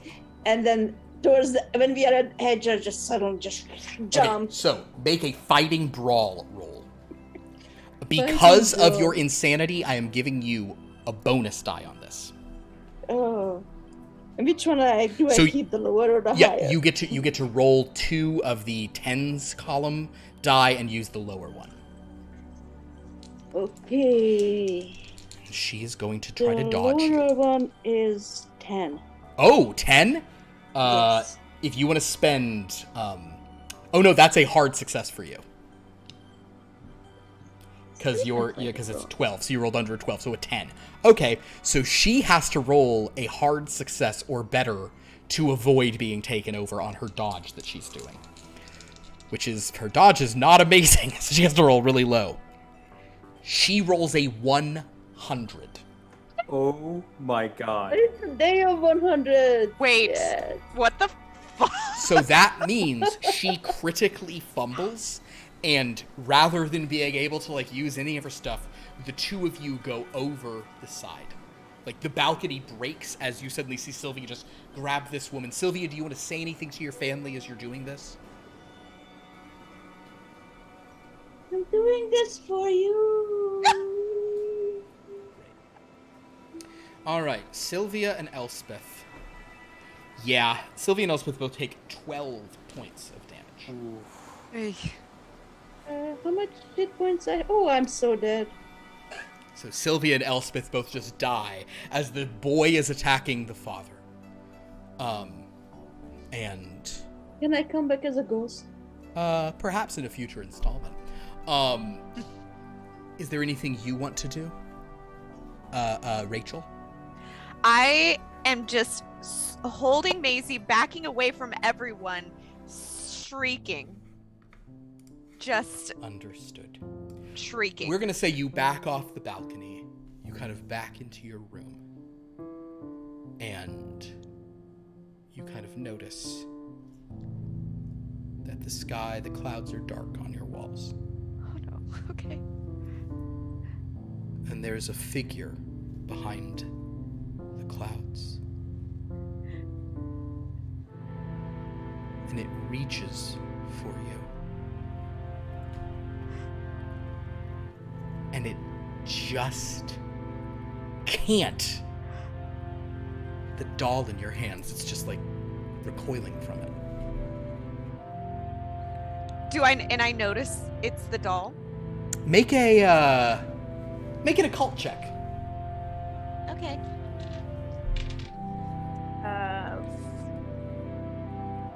14.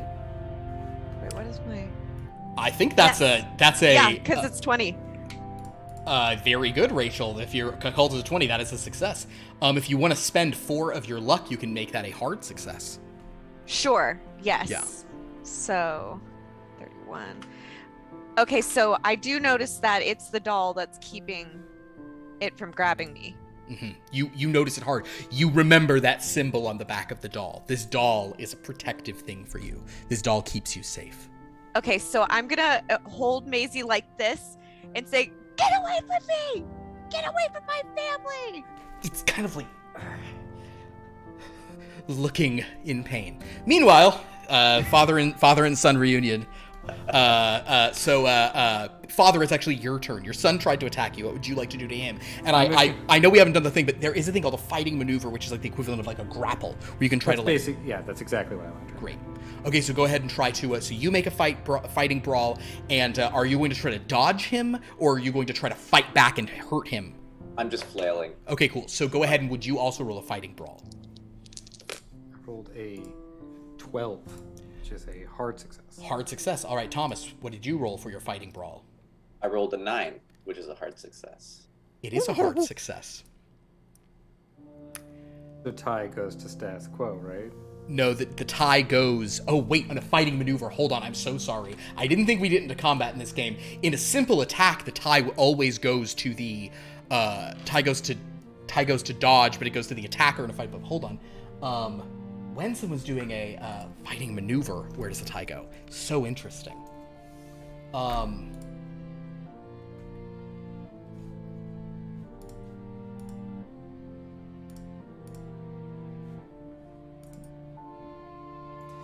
You were the chosen one, Thomas. Oh, shoot. I forgot about this. Wait, actually, what are your 2 respective builds? Oh, 0. Where is that? It's under move, right by your magic point. Thomas actually takes a penalty for his rolls because he's a build smaller than you. Oh, -1. But in any case, you do manage to grapple your child. Congratulations. So you've got him. He hasn't like smacked you or hurt you or anything. You're holding on to him. And you don't, and for the record, you have taken the damage, the equivalent of like a psychic damage. You experienced it, but you're not I did not give you're, myself that stuff back. Yeah, you're in a lot of pain, but so even though you don't have like the wound on you. All right, so, with that, we're gonna say it's Thomas's turn again.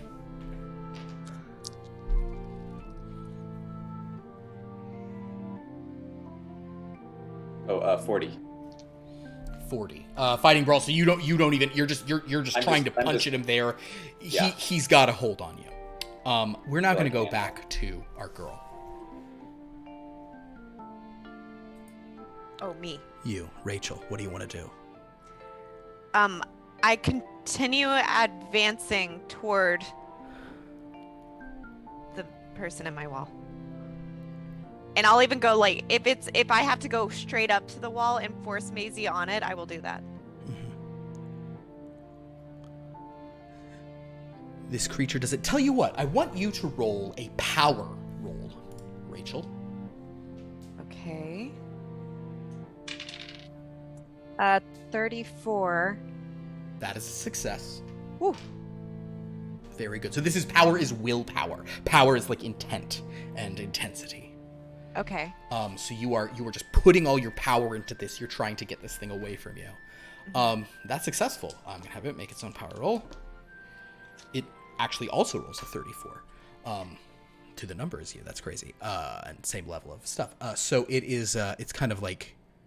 It sort of looks up for a moment, and in a language you don't understand.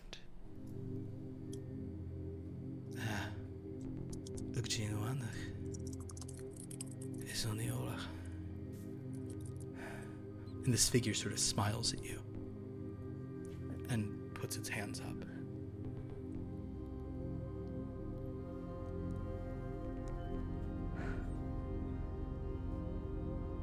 All right then. All right then.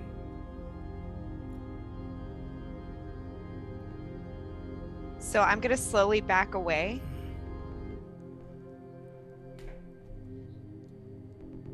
I have a question for you, lass. What? What is better than a new set of skin? I don't know.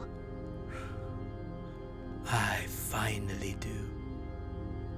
I want to thank you. Would you like a piece of candy? It's Halloween after all. No. Smart lass. Smart lass. Your room seems to be normal once again. Okay, so I'm gonna clutch Maisie and run to not onto the balcony, but to where I can see what's going on, but still fairly. With this, there's a two women are dead below the balcony, but your father and Thomas seem to be calming down, back in their right minds to whatever degree that matters. They both look very, injured to what, either from being on the rocks and freaking out. They both seem very frightened. Oh, and actually, Thomas, strictly speaking, hold on. Thomas, you lose 10 more from your sanity. Nice. Thomas. So Thomas so your brother seems to be like on the cusp of full-on insanity. Your father seems to be like kind of like holding him and trying to comfort him. But you're standing there and you have Maisie. And that creature seems to have left you alone. Father, the man in my wall, he's afraid of Maisie. Rachel, come here. Help me with your brother. I walk up slowly, and I decide to hold Maisie in front of me, Mm-hmm. like as a shield almost. Mm-hmm. And I slowly approach them. Hunter. I'm a hunter. Yeah, Thomas, you're a hunter. It's okay. We're here. But also, Thomas, a protector. A protector of this family. Yeah. Rachel. Yes, You okay? I think so.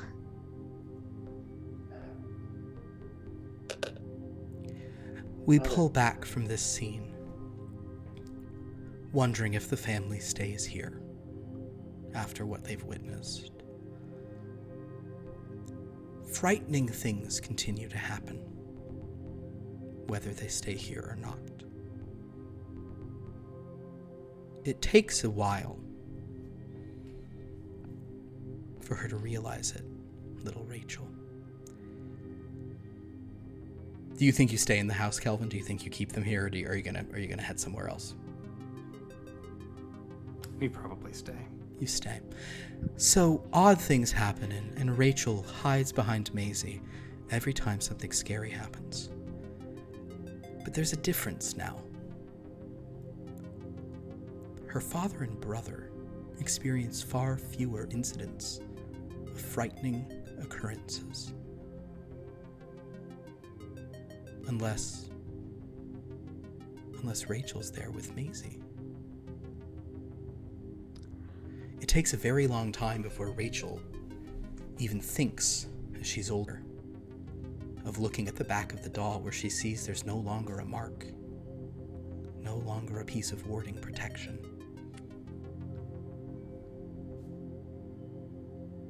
And yet it doesn't seem to be the doll itself. Something else has found a new skin. Something better than a skin. A tether. And that is how we're going to end the haunting of Trow House. Awesome. Oh my gosh. Man, we got so many hundreds at the end there. Holy smokes. That was Oh, wow. That was absurd. crazy. So, Philip, do you want to explain the potential significance of this to the people who may not be aware? Sure. Well, what's so fun about this is that, like, you guys didn't really learn anything. Well, No. we have the background. This is all stuff we learned in Top Flight. We know nothing more than what we. So yes, We learned the details. I'm all about the details. So first of all, for anyone who joined us tonight, thank you so much for checking this out. This is a standalone, just creepy story of Scottish folklore and creepy mythology and such. But it also ties into a doll from our superhero game that is currently on hiatus. It's usually on Mondays. It'll be back in the new year, called Top Flight, in which there is this haunted doll called Maisie. And when the players here, kind of many of them knew that this Maisie was tied to a mansion in Scotland in the 1800s, and they knew some of this. And so I decided let's give them the option of one of the Halloween things people voted for, of doing this gothic tale to sort of maybe reveal a little bit about it. And that's what tonight was. And I actually, it was very fun. So thanks all to the players for filling in some of the gaps, because I knew what was going on, but the way it happened is actually just great. Yeah. So yes, and there's also the possibility that Maisie might also tie into our regular Friday game, Blood from a Stone, which is our horror game, which is obviously a much more appropriate setting for her. So yeah, that's kind of the background of what this was, but this was just meant to be kind of a creepy story of an upsetting house in Scotland. The number of things that timed out for this perfectly, like the fact that like all of these Halloween traditions legitimately like developed in Scotland, like in the Orkney Island, like it, like where I wanted to set this, and the fact something, because you guys did not go deep into the end. Poor Sylvia was focused on other things. I think I will occasionally spot things in chat going on. I think I might have seen the odd the name of a couple of Scottish maybe people were on the right track about what kinds of creatures. Certainly a horse person and looking for the skin is a big clue. But the fact that something? there are some creatures, some creatures called selkies or kelpies or things like this, and we'll get into those later. Right. But the fact that some of them are like literally, I at some point I'll go into some of the details. And anyway, this was super fun. I want to say thank you to all of our players for doing this. This is an unusual format, you know, where I'm just like pulling Really you fun. into past really fun. backstories liked and it. shenanigans, and Yeah, this was really fun. kind of crazy stuff. Well, thank you all for watching. I think did we get some subs today? Yes, we had someone anonymously gift 5 subs. Wait, can you can gift subs anonymously? Mm-hmm. Oh my gosh, that's a real power move. Well, thanks to whoever did that. My Thank goodness. you, Anonymous. Thanks, Anonymous. That's really cool. So anybody who's sub, check us out. We have usually on Sunday nights we have a game called Here Be Dragons. Both Vonda and Pierce are in that. That is a game where the PCs are actually dragons. It's super fun. Big stuff is kind of coming up in that one. Yeah. On Mondays, that's tomorrow, we have gotta say it right now because you changed the title. Tomorrow is a new episode of Wellness Beyond the Witchlight. It's a story of some brave people who are taking the ultimate quest, self-realization. And we are so excited to see them on that journey on tomorrow night's Wellness Beyond the Witchlight. The book is called Wild Beyond the Witchlight, but that's not what they get. Because it's a nice game and nothing bad ever happens in it. And then on Fridays, check us out. No one believes it. It's my nice game. Then on Fridays, check us out for Blood from a Stone. Huge stuff going on there. And to be perfectly honest, the events of this game, if they're going to reverberate anywhere, will be there. And perhaps eventually a lot of stuff will be revealed that I had planned so early on in this stuff. I'm so excited to be like, this was from like session whatever. Oh man, it's exciting. So check those out. Yeah. Go to our Discord. That's a cool place to go. We post recaps Salty of the Leah stuff. just joined our Discord. Wonderful. Welcome. Welcome. Check out, we have recaps of a lot of our old stuff on there. We even have some like weird, like downloads, like music from the band in our Star Wars game, and some pro stuff, a map of the Dragon game, very fun stuff. Also the novella that of Blood from a Stone. So if you enjoyed this, definitely download that. We have a novella set in our horror game that actually some big things of that. In fact, Zane, your character, just went and had dinner at the Paradise Steakhouse. Way to go. That's a big part of the novella. So so check all that out. Go to our About page to follow our wonderful players. Anybody want to plug anything or say anything else? Yeah, I think that pretty much covers it. Thanks Happy Halloween. so much, And everyone. oh my Happy God, Halloween. most importantly, happy Halloween. Thank you so much for spending your Halloween evening with us. That is so appreciated. And we look forward to seeing you again next year and other weeks and other, you get it. Tomorrow. And plus also tomorrow. I guess if you like these one shots though, we are going to be doing a Thanksgiving Dungeon of Death. So maybe not on Thanksgiving Day, but at some point around Thanksgiving, there is going to be a Thanksgiving Dungeon of Death. It will be a super lethal dungeon. All the players will have multiple characters. I have such an idea for breaking the wishbone. I cannot even tell you.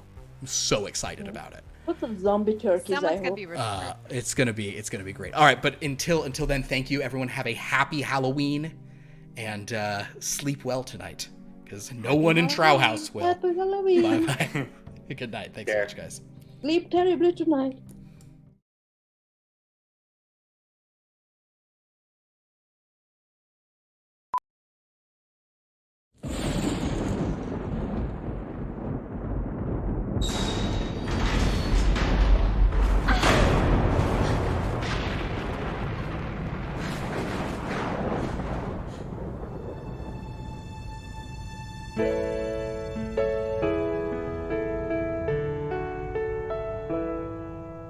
Bags are packed, you're at the door, a taxi's on its way.